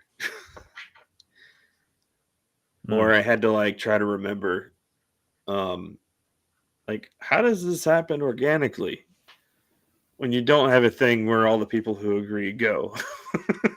right? Yeah, it was so easy before in that way. Yeah. Well, and that was also for me with the social challenges. It going somewhere where there was like a built-in icebreaker, like to some degree, like the ice was already broken. Oh yeah. Mm-hmm. And there's this place where you can fit in and connect with like a bunch of people, and yeah, I realized without that, I don't know how to do that. Yeah, because I guess another aspect of that, I think it maybe kind of touched on, or maybe I thought I touched on because it was in my brain, but I never quite articulated it. But it's almost like feeling like if you at least have that thing in common, being like, your faith, Christianity, Mm-hmm. you felt like that was strong enough of a base that like it didn't matter what else was different about you as long as you had that in common, like that there's was like enough. an assumed connection. Yeah, because also knowing that was also kind of like a built-in thing in the faith. It's like, in a way, it's like, well, if they're Christian, like they have to like me. There's that aspect of it as well. It's like, because like it's supposed to be like that's part of being in the group is like as long as we have this in common, nothing else matters, and like we can love everybody. And it's like, oh, great. They seem like, desperate for me to be here. I'm safe here. Yeah, but for real, like that's like that's a thing. But yeah, but that's another thing. Like I've noticed, like, and this kind of thing, even like while I was still a Christian, like after leaving the whole like super like conservative fundamentalist like part, it's like because I noticed like there still came a point where it kind of bugged me where for some Christians it's like they felt like all they had to say, well, they're a Christian too, and that means okay, we're all on the same team, and that's because like there was, I remember there was one, it was I think it was, yeah, a family reunion I was going to, and it was just like at a park or a shelter house, and I guess somewhere else in the park there was just like there was like some live music going on with some black people, Tommy. No, very, very not black people. Oh, okay. I think I had a different scenario in my head. Yeah, they had like banjos and such. Ironically, banjo is an African instrument. Right? These people were not, other than the sense that we all not African instruments. other than the sense that I guess we all, going back far enough, came out of Africa, but But these or were Alaskan people. implements. But these people were very much by way of Europe. But I remember like one of my relatives are like, "Oh, this band," talking about like, "Yeah, they're good," and they're telling me like, "Oh, and they're Christian too." As if like that was supposed to tell like, "Oh, okay, we like them because they're on our team now," you know. So Yeah. That's when you know the band is good. Probably good because it's just cherry on top. When it's like they're Christian and it's like Marilyn Manson, it's like, nope, they're bad. Guaranteed. well, exception, you know, my, you know, my friend Kiff and her old band Rackets and Drapes, that they were actually good. But the thing is, they actually weren't very much like Marilyn So Manson. there you go. Everyone just said they were. It's like, oh, because they're kind of creepy and they like wear They like were face paint and not stuff. like Marilyn Manson. No, no. They were closer to a punk But show yeah, than Marilyn Manson. yeah, a little bit. Just the aesthetics and stuff. But Bit. also heavier, like a lot heavier. Mm-hmm. Yeah. So for anyone curious, go back and like look up Rackets and Drapes, especially their album Candyland, is a favorite of mine. Anyway, but yeah, but that's that whole. Even while I was like on the Christian team, Go team. you know, like hearing other Christians basically just say, "Oh, well, they're Christian too," and as if like that was enough. Like even then, that kind of irked me. But even now, like so much more now, like coming out of it, it's like. And I think a lot of this has to do with going back to what my friend said about like grieving that part of our relationship just isn't there anymore. So I guess maybe like a little extra bitter. Like so, basically, anytime I see this is like so hard for me to like describe and like really articulate, but it's like whether it's like a football player like thanking Jesus or God or whatever for helping them win the game, or someone I see like on social media sharing like, "Oh, our family had such a great Thanksgiving. Like God blessed us so much. We're so like thankful to God for this time." It's like what are you even doing? yeah, it's like you think God reads Facebook? Why are you even on here? but it's like there's something that like really kind of bugs me about that. And like I said, it's something I've been like trying to process and really think through and like how to articulate like what it is about like hearing people say that. It's like they think just by like first of all, there's the aspect of it. It almost feels like it's like compulsory, like, okay, we have to thank God for any good thing that happens. And publicly. Right. But it's also just that whole like, and not just like how they're trying to express themselves, but how I know other people will view them because they just said the Jesus words. It's like, and also knowing that like I am still in relationship, whether like through family or other friends, with a lot of these like types of people who connect with that and respond to that. Like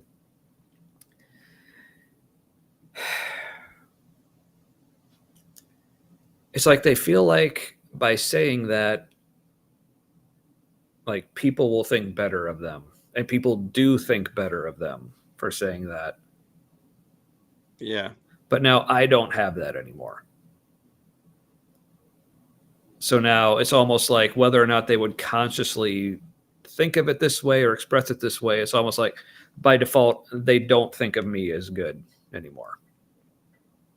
Because I'm not saying those things anymore, and those things are not true about me anymore.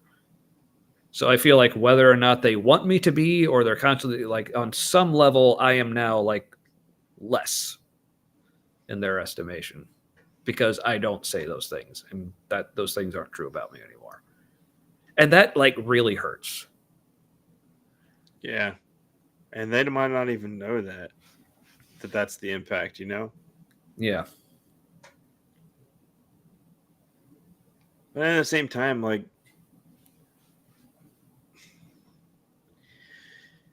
so it's like 1,000 cuts, like if you were to tell people like that's your experience when they say that stuff, it might not do anything, but like enough people say things like that, or they're aware of enough things like that, um, it does start to chip away. But it sucks that like that means several people are gonna have to like go out on a limb and kind of be vulnerable to somebody who's gonna be confused by it. Yeah. Yeah. And then even like, and then when you do that kind of stuff, they're like, well, I don't get them anymore. And there's not a conscious decision not to invite you to things anymore, but like generally people don't invite confusing people to things. Right. Even like in my days as a Christian, I think most people still found me confusing. But you know, as I like to say, I guess I just risen with the tism.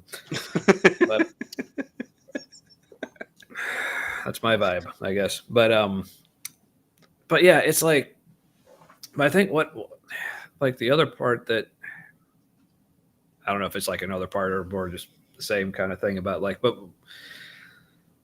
how like people like still in the group can just say things like, "Oh, I just thank God for blessing me," or like, "Oh, praise Jesus," like how they can like throw that out anytime. And but for me, it's like, "Oh, that's not something I can do anymore." Yeah. But it's like, but so it's not just the fact that like, okay, well now that's like one less thing I can do to, you know, consciously or not, be like higher in their estimation of me or their view of me or whatever.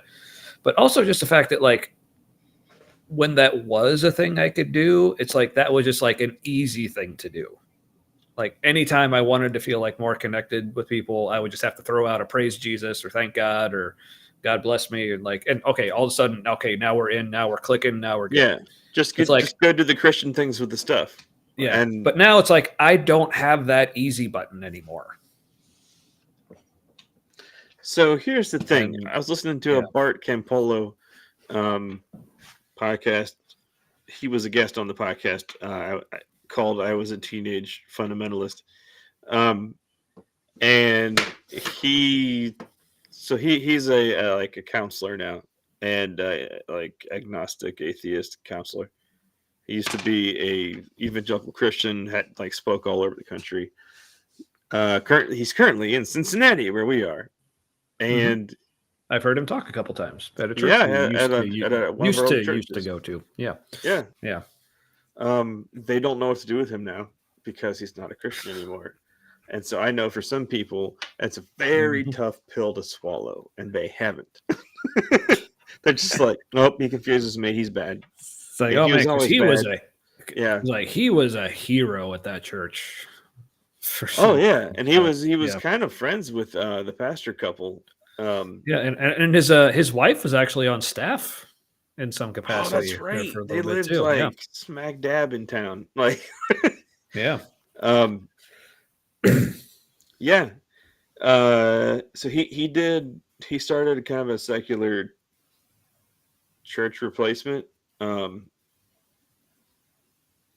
that kind of intentional community, and so I don't know if I got this from him. Like I heard it somewhere else. I don't know. But he said that like you need a shared narrative. Like there has to be like a story that you're living out. And even if it's a story that the group is like, this is our story, this is what we do, and like we're there for each other, but there's still like a narrative of who you are or what you're doing. And mm-hmm. he was like, without that, it doesn't last. Uh, and he did have a secular community system going on, but then COVID happened and it's just splintered everything, and they just weren't able to get it back together again. Hmm. Because there was a bigger story that overtook it. Right, And yeah, then COVID kind of changed a lot of things in many ways, and I guess they couldn't put Humpty Dumpty back together again. right, right, yeah. I mean, So my point is, I don't know if we can have that connection with people without a shared story. yeah, You know what I mean? Like we all have we all have our own experiences of this one thing, and that is the connection between people. Yeah. Yeah, because unfortunately, I think, and maybe this is just like, just because of the stage that, I mean, a lot of the world is at right now is because right now, when it comes to like, the atheist or secular community, it's like really like the biggest thing we have in common is like a bunch of like negatives, as in like, Grievances. okay, well, Yeah. we're not religious. We don't believe in God. Like we don't, you know. But when it, so which I mean, and those are like very real, and just because of the way like society is set up, more for the people who are like affirmative in those things, like it is still a pretty significant thing to say. Like I am not religious. I do not believe in God, or whatever. But it's almost, but it's like that's like enough to have like some sort of community, like in that like you're feeling the connection of leaving somewhere, but you don't have that connection of a destination, you know. Yeah. But I mean, but part of that is it might just be a product of these things take time. This is a as far as like human history, not believing in deities, not believing in like supernatural or whatever, like not. I mean, really, like not agreeing with your parents Yeah. is a pretty new thing, on Yeah. on whatever, whether It's it's like human religious or not. development sped up. Yeah. And it's like we've like humans, like unique to pretty much like any other species probably, like it's like we've cracked the code to like develop faster than we can actually handle and process, Yeah. which is kind of a bummer in a lot of ways, but So like the yeah, that reminds me of how like the progressive politics and the conservative politics are now like very far apart, and it's like you have, so like the stuff that like our parents are doing, like the whole like all the Reagan stuff, like that worked and made sense during that time period. Not saying it was good, but like right. a lot of people thought it was a good idea. Uh, and now it's like then we're like one or two generations away from that, and we're looking back on it like it was like 50 years ago. Like it's that different and that wacky, and it's like looking back when women couldn't vote and like what were they even thinking? Now we have people Right. saying maybe women shouldn't vote, but Yeah. Or even like things like people talk about this little girl. I can't remember her name. or slavery for that matter. Like, I did feel anybody think that terrible. was I a good want to idea? say like her name was like Ruby or something. Anyway, the first like African American girl like to attend like a white school. It's like she's still alive. Yeah. Okay, Whoa. like she's in her 70s, but like she is still alive. Like this is That's a lot going on. yeah. Yeah, so And yeah, and so in, when it and comes in that time, like computers and the internet happened. right. I mean, or just think about how. I mean, one of the things that like blows my mind. So like close to where we are here in Ohio, there's like the Air Force Museum up in Dayton, and I went there a few years ago, and it just hit me like, okay, at the time, like in the early 1900s, like when the Wright brothers like had their first like manned flight. Hmm. In less than 70 years, we were on the moon. Yeah. Like Yeah. that is insane. And we probably have anti-gravity propulsion too. So that's like We couldn't even figure out how to get into the air, and now we're probably making stuff that like doesn't matter what you're flying in. Yeah, or even like even shorter than that, like just in the matter of like a few decades, like okay, now we're using this in warfare and like And because drones. We got little robots. yeah, because Like, if nothing else, nothing drives human innovation. Like, how can we use this to kill people? well, That'll often get us to because develop some shit real fast. they are, or you're convinced they are going to kill you. Mhm. Yeah. So, man, so what was I talking about? Yeah, we're kind of a warrior or a warlike species. I mean, most of the Yeah. pets. Think about this: the animals we have for pets are other predators. The animals we eat are not. Hmm. It's like we are predators. Like that cute thing dogs do when they play with a toy and whip it around. That's how they break an animal's neck. Like that's like Yep. isn't it cute? He's trying to break its neck. It's like, are we the baddies? Well, I mean, that's the great thing about being a nihilist. No one's really the baddies, but unless you think they are. But yeah, but just getting back to the whole like, so one of the things that like Christians will say, whether it's about like community or just like things in general, like because they'll look back in history and point to like just about like any kind of advancements in civilization, then they'll be able to say, oh well, Christians did that, or just in general like religious people did that. Look at advancements in like science and It's like no, Christians glommed onto it once they realized yeah, it wasn't going away. yeah, or if it actually like legit was like just a Christian person who like innovated something, it's like, well, because in that part of the world, like everyone was Christian, so like who else was going to do it? Yeah.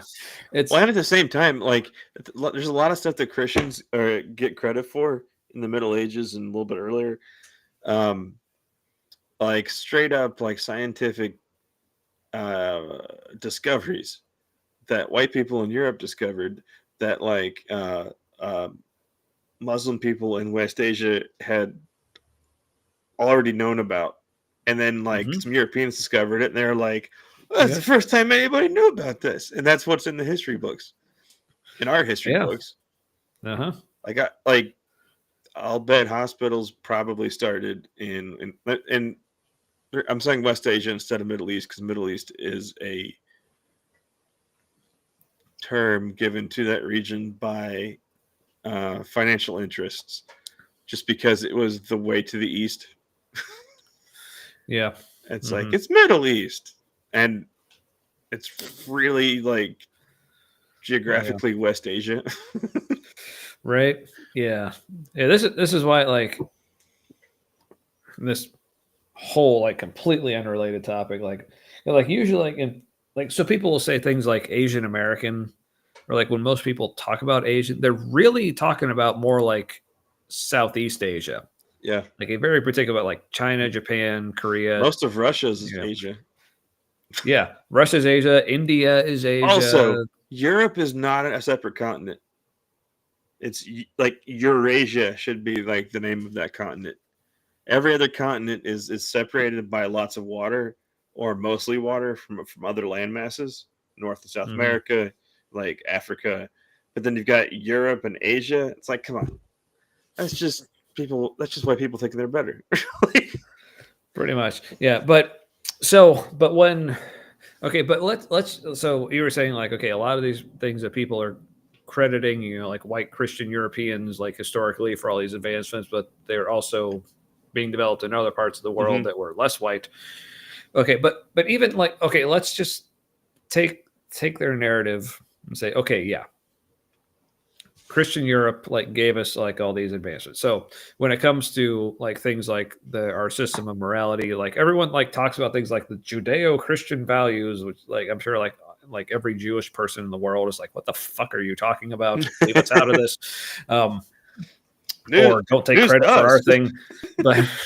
But so they'll say things like, well, all these things like are all these advancements in like medicine and science and morals and all that stuff that came from Christians. Like, so clearly being Christian is an important aspect in developing all these things. Well, okay, if I grant you that actually is where these came from, like, you know what else is a trait that all these things had in common as far as like the people they came from? White males. Like, you gonna tell me that also being a white male is like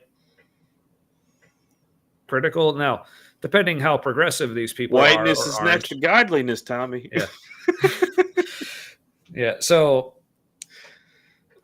it's like, and I'm sure, like, again, depending on how progressive these people are or aren't, they're probably gonna be less comfortable saying, "Oh, yes, like all these things came from white males." It's like really, but Correlation yeah, is but not causation. yeah, right. But I think it's like Sam Harris put it. It's like, well, yeah, of course, all these things came from Christians because in the parts of the world where these things were developed, like Christianity was like the only game in town.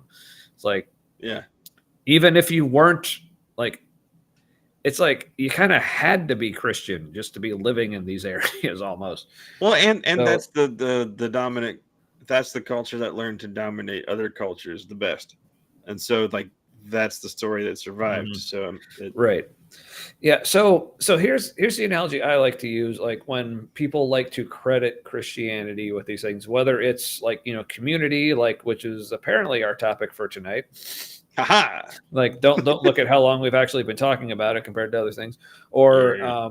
as we were talking about like before the show, like over text, like I was saying, like, so because a lot of Christians like say, well, you can't have like this like Christian community like that you have like within the church, like it's such an integral part, and like you can't have this like outside of it. But like they'll say the same thing with like morality. It's like, well, any like secular morality is really borrowing from Christianity or like some other kind of like theistic faith or whatever. It's like the egg giving birth to the chicken. Yeah, it's like the way I think about it, it's like, no, like these are things that like humans already saw as important, but they just built these structures like religion To like to protect give it. it. Yeah. So an analogy I like to think of is so take like sports. So you take like an area, say this town or whatever, like has a lot of like very strong in like high school, college or whatever athletics, like have a lot of like really strong programs for different sports or whatever.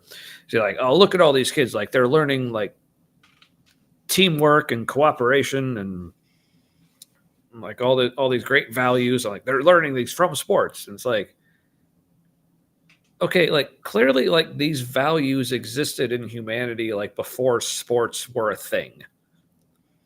So Yeah. to me, it's Christians saying that things like community and morals like come from their faith. It's like no, you're getting it backwards. Like your faith was built around these things because these were things that people already valued, and now you just put your own kind of structure to it. So like, because like you can't say that like in the same way you can't say that humans only value teamwork and cooperation because of sports, you know? Yeah. I Yeah, think so I it's think because of survival. right. Yeah, so I think that it's the same with like community and like how religion wants to like try to like take credit and ownership of that. It's like no, it's like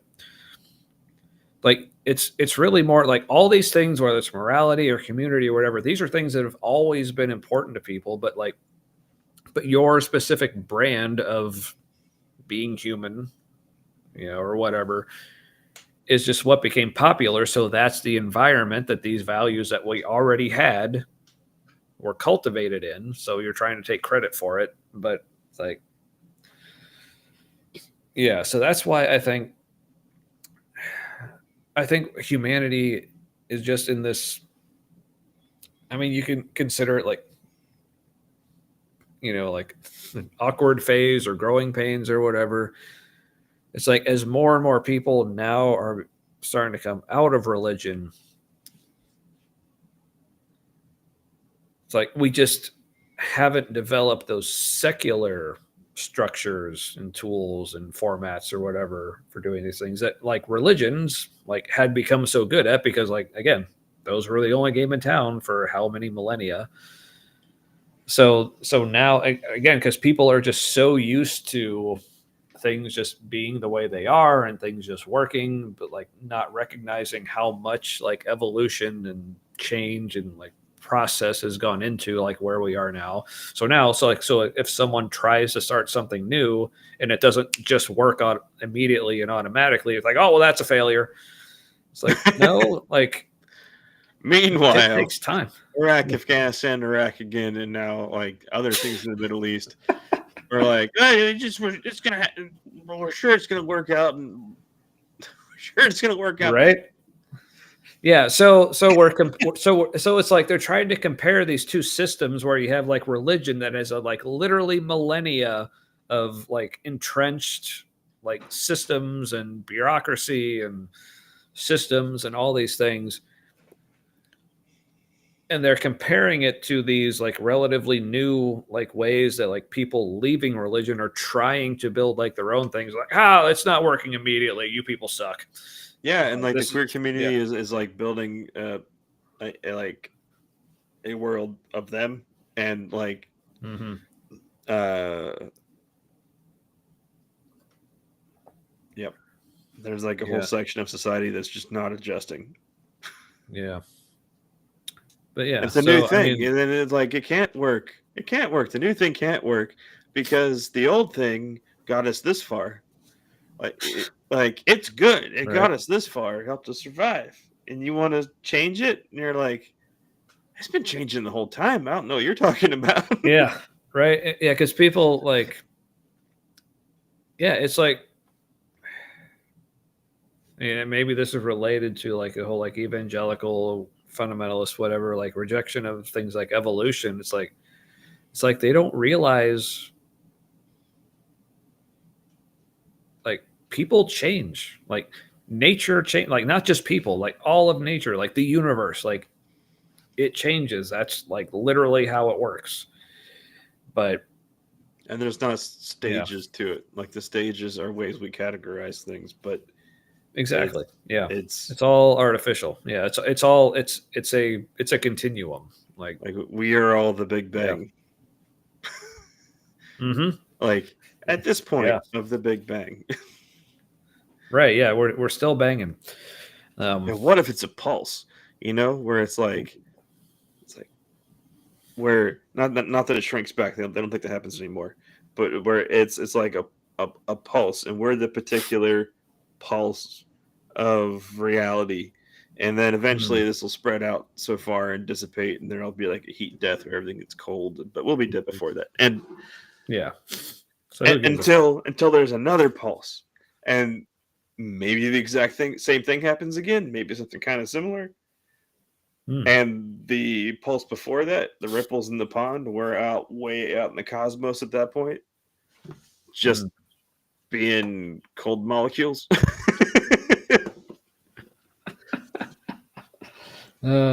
Cold molecules. Mm-hmm. Yeah. But yeah, I mean, but when it comes to like building some kind of like secular community, it's like I said, it's just frustrating that like the people who don't like appreciate like how much time these sorts of things take. So like when someone is trying something new and it doesn't work immediately, like I mean, and this isn't just religious people. I think it's just a general human reaction. But if something like doesn't work immediately, we kind of automatically have this like very cynical view. It's like, ah, well, see, that didn't work, but it must not. It's must be no good or whatever. Just scrap the whole thing. But yeah, it's like I feel like the project or whatever of like building secular community. I think it's going to take more time and effort than I think a lot of people maybe think is necessary, or maybe they think more than they think it should take. So they're going to become very quickly like cynical and disillusioned about Yeah. it. I think we're in the figuring it out phase. Because I feel like we're going Mhm. through like another revival, but this revival is away from religion. Like Mhm. we went, that was a phase. And before that revival, it looked a different way. Uh, and now it looks very different. But we also created the internet. So so now people are connected on a scale they weren't Yep. before. And so now Yeah. societal development can happen faster. So I Right. think we're in the phase where a lot of people want that. They want secular community, or they just want like healthy relationships, period. And we're in the process of figuring out how to do that. Um, I think we're also in the process of walking away from capitalism, Yeah. Yeah. because those two things don't work well together. Like one is built on um, exploiting for resources, and the other one doesn't want that. Like we don't want Yeah. that in relationships. That Hmm. Hmm. Hmm. Indeed. yeah.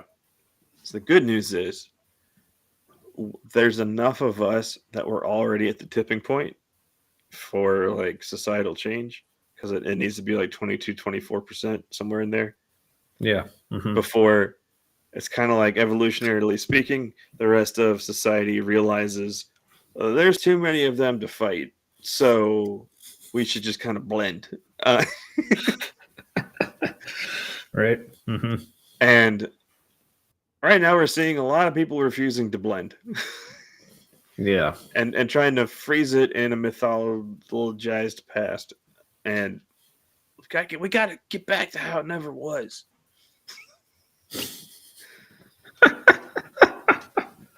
Right. Yeah. Like there's a reason why they call it progressive. It's because that's where you're going. That's where you're progressing to. Yep. Or Like at least ideally. Yeah. every progressive movement in the past, like we're now kind of like that. A bit. Yeah. Hmm. Like these ideas are more prone to our survival. People are like, but these ideas helped us survive to this point. Yeah. Doesn't mean Yeah. there aren't better ideas. Yeah. I mean, I think it's, yeah. Speaking of the whole like capitalism, you know, idea, like this is like an analogy I like to use. Like, okay, because like one of the things, like a lot of the like pro-capitalist, and I should know, I used to be one. Um, will say like, well, capitalism is like what like breeds like all the innovation that we've had. Like it's been like the catalyst for all this like wealth development and growth and all this stuff. And like it's like that's debatable, but I'm like, but part of me is like, even if you just say, okay, How did we survive granted, before that? but let's say, okay, let's just say that is the case, that like being capitalist and greedy or whatever, and just like all focused on like how much money can we make, like that's what brought our societies like that are more capitalist, like and super successful. That that's what brought us to where we are. Okay, granted,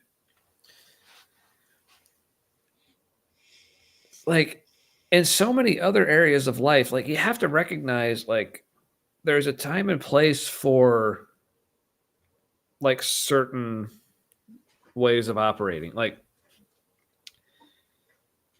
because like if you're in like other situations, if you're like starving and desperate, like there's a mode you're in for survival Yeah.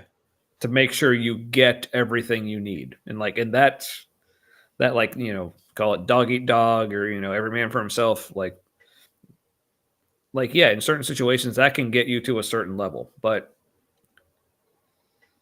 once you get to that level, like where you are like safe and secure, it's like you don't need to have that attitude anymore. Yeah. Like you can switch to a different mode of operation. So even think of like on an individual level, like if you start out like you're in poverty and like you're like busting your ass and like working like to like build up wealth and like get to a point like it's like okay, but like once you get to that stage of being like super comfortably wealthy, it's like you can like shift your mindset at that point. Like okay, now I don't have to keep like climbing over other people to get what I want. Like I already have everything I need. Now I can switch to the mode of okay, what can I do like outside myself? What can I do to help other people? How can I take the wealth that I've gathered and completely secure in and like spread it to other people who also need help? It's like that's kind of how I view like the United States right now. It's like whatever got us here, okay, we're here. Like we have enough to share with other people who aren't working for it. Like Mm-hmm. like you say, like maybe we did to get to this point, and like that's a whole other discussion, like I said. But it's like okay, we're already here. Like we've arrived. We have enough wealth that everyone here can be fine. But the wealthiest people, their comfort depends on us being uncomfortable. Like they're Yeah. it depends on us being in survival mode or thinking we're in survival mode.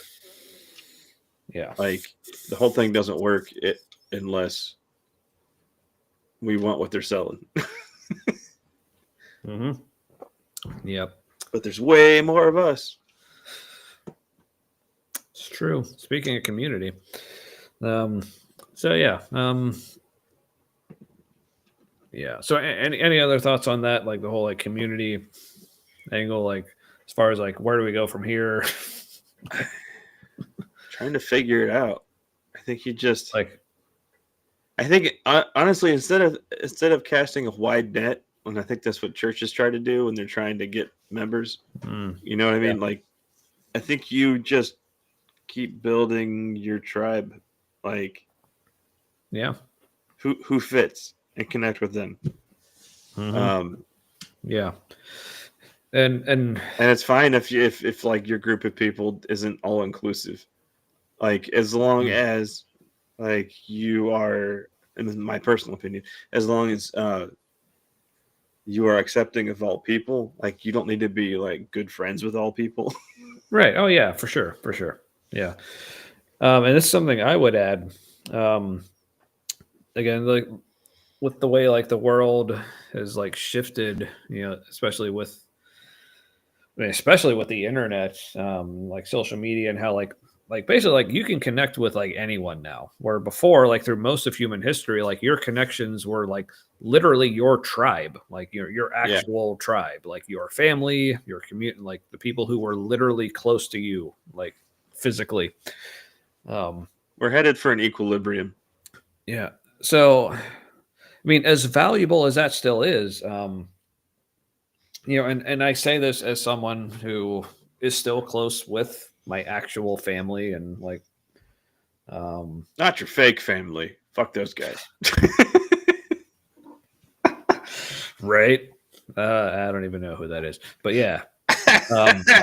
Is one of them trying to be a Japanese woman?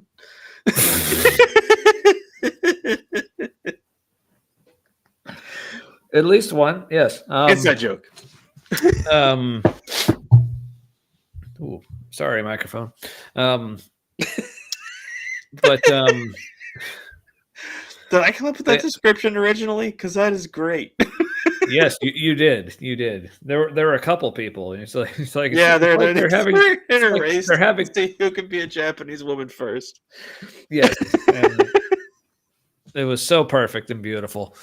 The description, not the process. Anyway, yeah. So yeah, so like I said, as a person who like still is, in relatively good relationship with the more like traditional connections that a person has, particularly like family and some people actually like, geographically, like literally close with.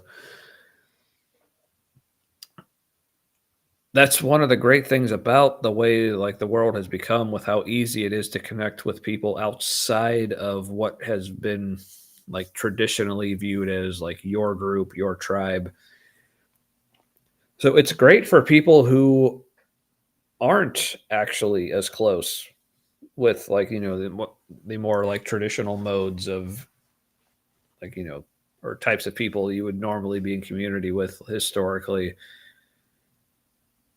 So, and I feel like this is a huge area where we're experiencing a lot of like, actual like growing pains, is like people realizing, okay, my like actual like literal like biological family, like they are not my people, like for whatever reason. Which now it's great that because like you can connect with people outside. So there's a quote that I keep thinking about, the whole like, people say blood is thicker than water. And they'll say like, oh, it's blood. It's like, it's the people you're related to. That's strong connections. Here's the thing. Do you know the full quote? That's actually not the full quote. It's probably racist. It's actually not. Oh, okay. But it does mean basically the exact opposite of how people usually use it. Interesting. The full quote is, the blood of the covenant is thicker than the water of birth. Now this was more used. Now this is more. Let's sigh. What do you mean? I sighed, but I made it French. Yeah, I said let's sigh. Yeah, but why? Why did you sigh? That's what I'm curious about. That was a very pregnant sigh. Just that thing about like putting Jesus before family, like Jesus before everything. It just means like it's actually not where I was going with this. But okay, but the like blood of the covenant, I think. No, this was I don't remember its exact origin, but it was more in like a military like con. Did you just say no, context? That's the word I was looking for. It's like people who would make like blood oaths like with each other, like soldiers and whatever. But basically, the point of it is essentially the relationships and bonds that you choose are stronger than the ones you're just born into. So like I said, when people say blood is thicker than water, like I don't know what they think water means in that context, but they think, blood relatives. Like, no, that's not what it actually means. Again, not saying that just because someone came up with a quote that it's actually the truth, but I do agree with the sentiment. It's something that I've, like I said, as close as I still am with my actual family, but just realizing like, no, it's like, whether it's you choosing, the relationships with your family or people who are not related, yeah, the relationships you choose are stronger than the ones that you're just like born into and that you feel like you're just part of by default.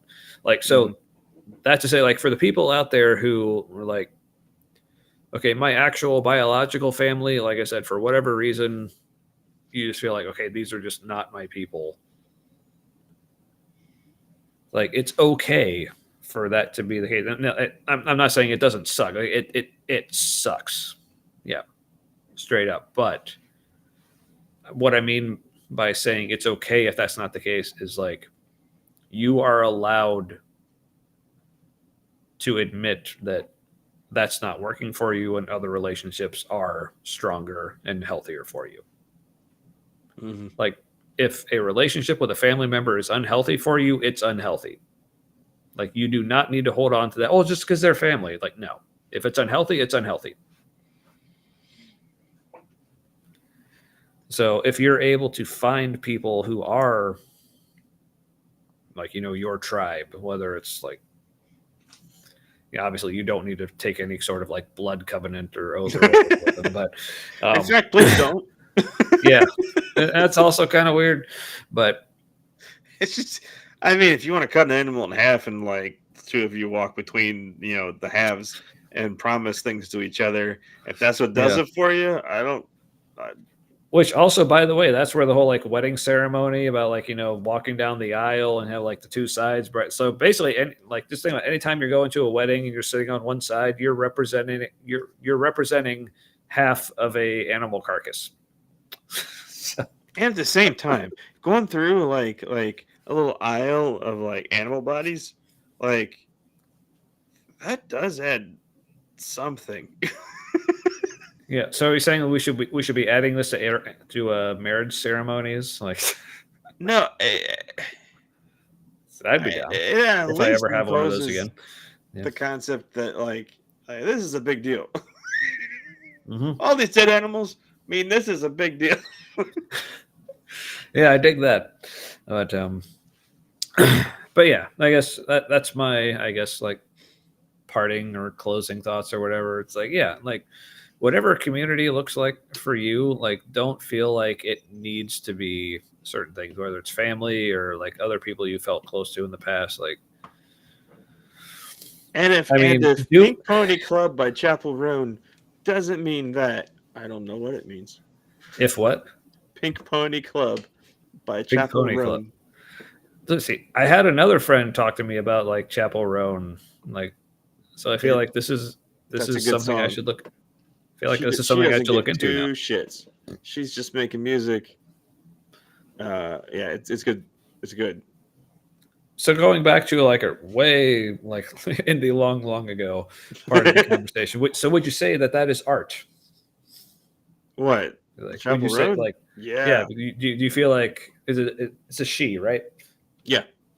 Do you feel like she is trying to give something to you? Is that absolutely? All right. Yeah. I may have to check it out. So what? I was going to say, other friend of mine who recommended her to me. If you're watching, you may or may not. Message received. I shall check her out. Here are my suggestions. Her performance on SNL recently, very good. And the NPR Tiny Desk concert series that they do. If you're familiar with that, they have like musical groups or person come to their NPR offices, and as the acoustics in there are really interesting because they've got like a lot of shelves and a lot of things on the shelves, and so it really diffuses the sound. A lot of books. Also, they have these mics that isolate. They like isolate whatever they're on. You'll know it. There's like look like little thin tubes. Yeah.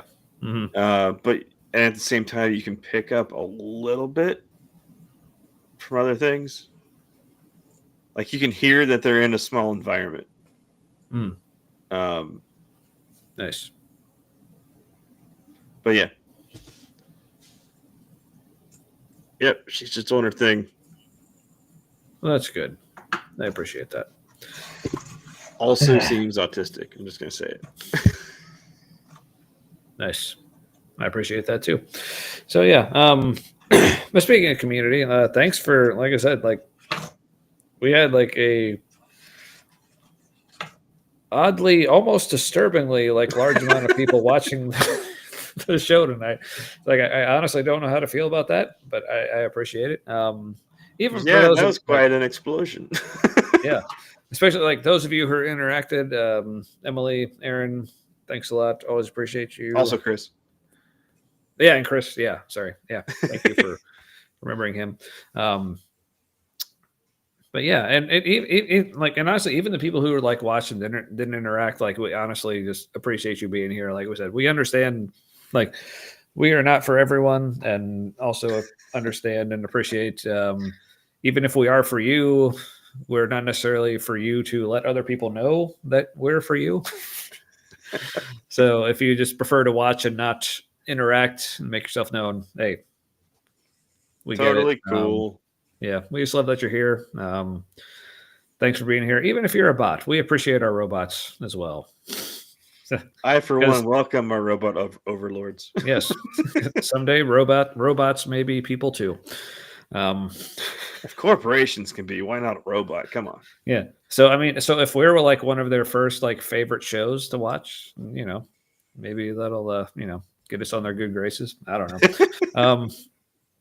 But yeah, yeah, and it's good to be back. I honestly like just I think this is like the first time we just like took a week off, Yeah. and I think there were a couple times where it was just like one of us was out and the other, but yeah, I definitely missed it. Like, so Yeah. Yeah. The week was off.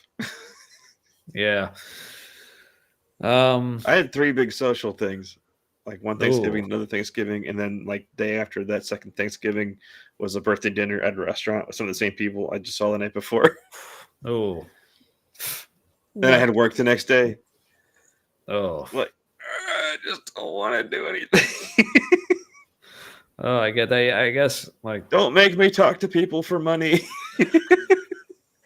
I guess that's one of the nice things about like being single again now. It's like I only have to see one set of relatives per holiday.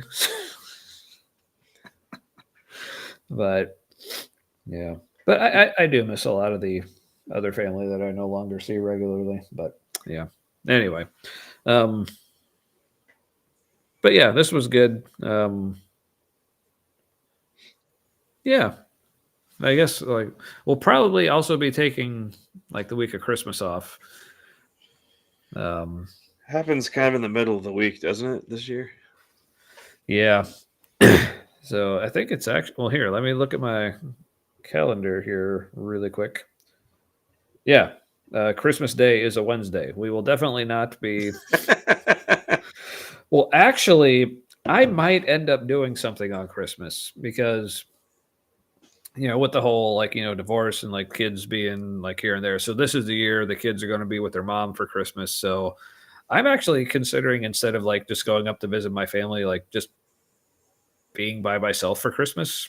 Just Go to because Bob that get carry out at Bob Evans.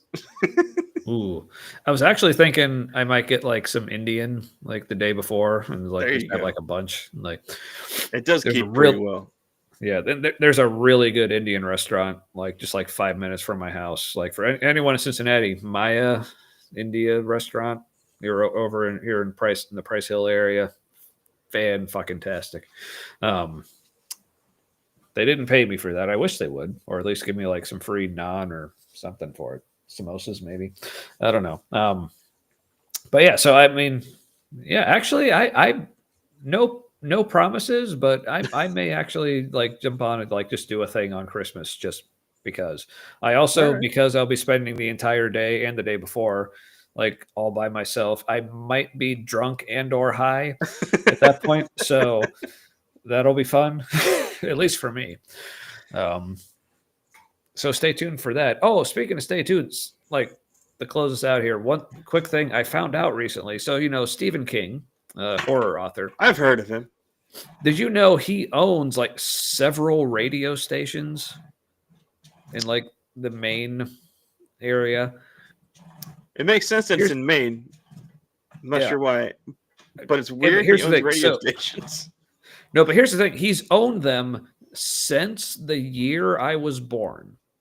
Huh. So he's owned them for 41 years. But I guess now he's planning on just like selling them off. Just he's like, I'm just kind of done with that. I was like sell them off or whatever. But here's the thing: when I learned that the other day, there was a small part of my brain that was like, what if like okay, this happened like the year I was born, and it's been going on ever since. Like part of my brain was worried, like, what if that's the thing that's been keeping me alive? And now For some reason, I don't know why. I don't know how, but this so I guess warrants a visit to the bar nearby called the Lookout because it's a Shining themed restaurant, oh, okay. which is just reminds me of Stephen King. Have you All right, been well, there? I have not, but I'm available this coming weekend. So Inside, it has like paraphernalia from The Shining, and it's also supposed to look like the restaurant at the hotel in The Shining. okay. Now I haven't seen The Shining, Neither have I. but Okay, so we'll go hang out there and enjoy it anyway. Anyway, so yeah, I guess like everyone keep an eye on the news and like see when Stephen King actually sells those things and like stay tuned to see if I'm still around. It'll be And maybe exciting for buy all one. of us. Yeah, right. Keep me going. Come on. Anyway, all right. So yeah, we will be back next week, talking about things and other things other than the things we planned on talking about, as is our Always. want. Yep. Always and forever. Speaking of Napoleon Dynamite that we mentioned earlier, anyone? No. Okay. All right. Well, that's enough for me. Yep. Take us out, Matt. May your things and stuff be forever with your people. All right. See you next week, folks. Good Later, night taters. and good luck.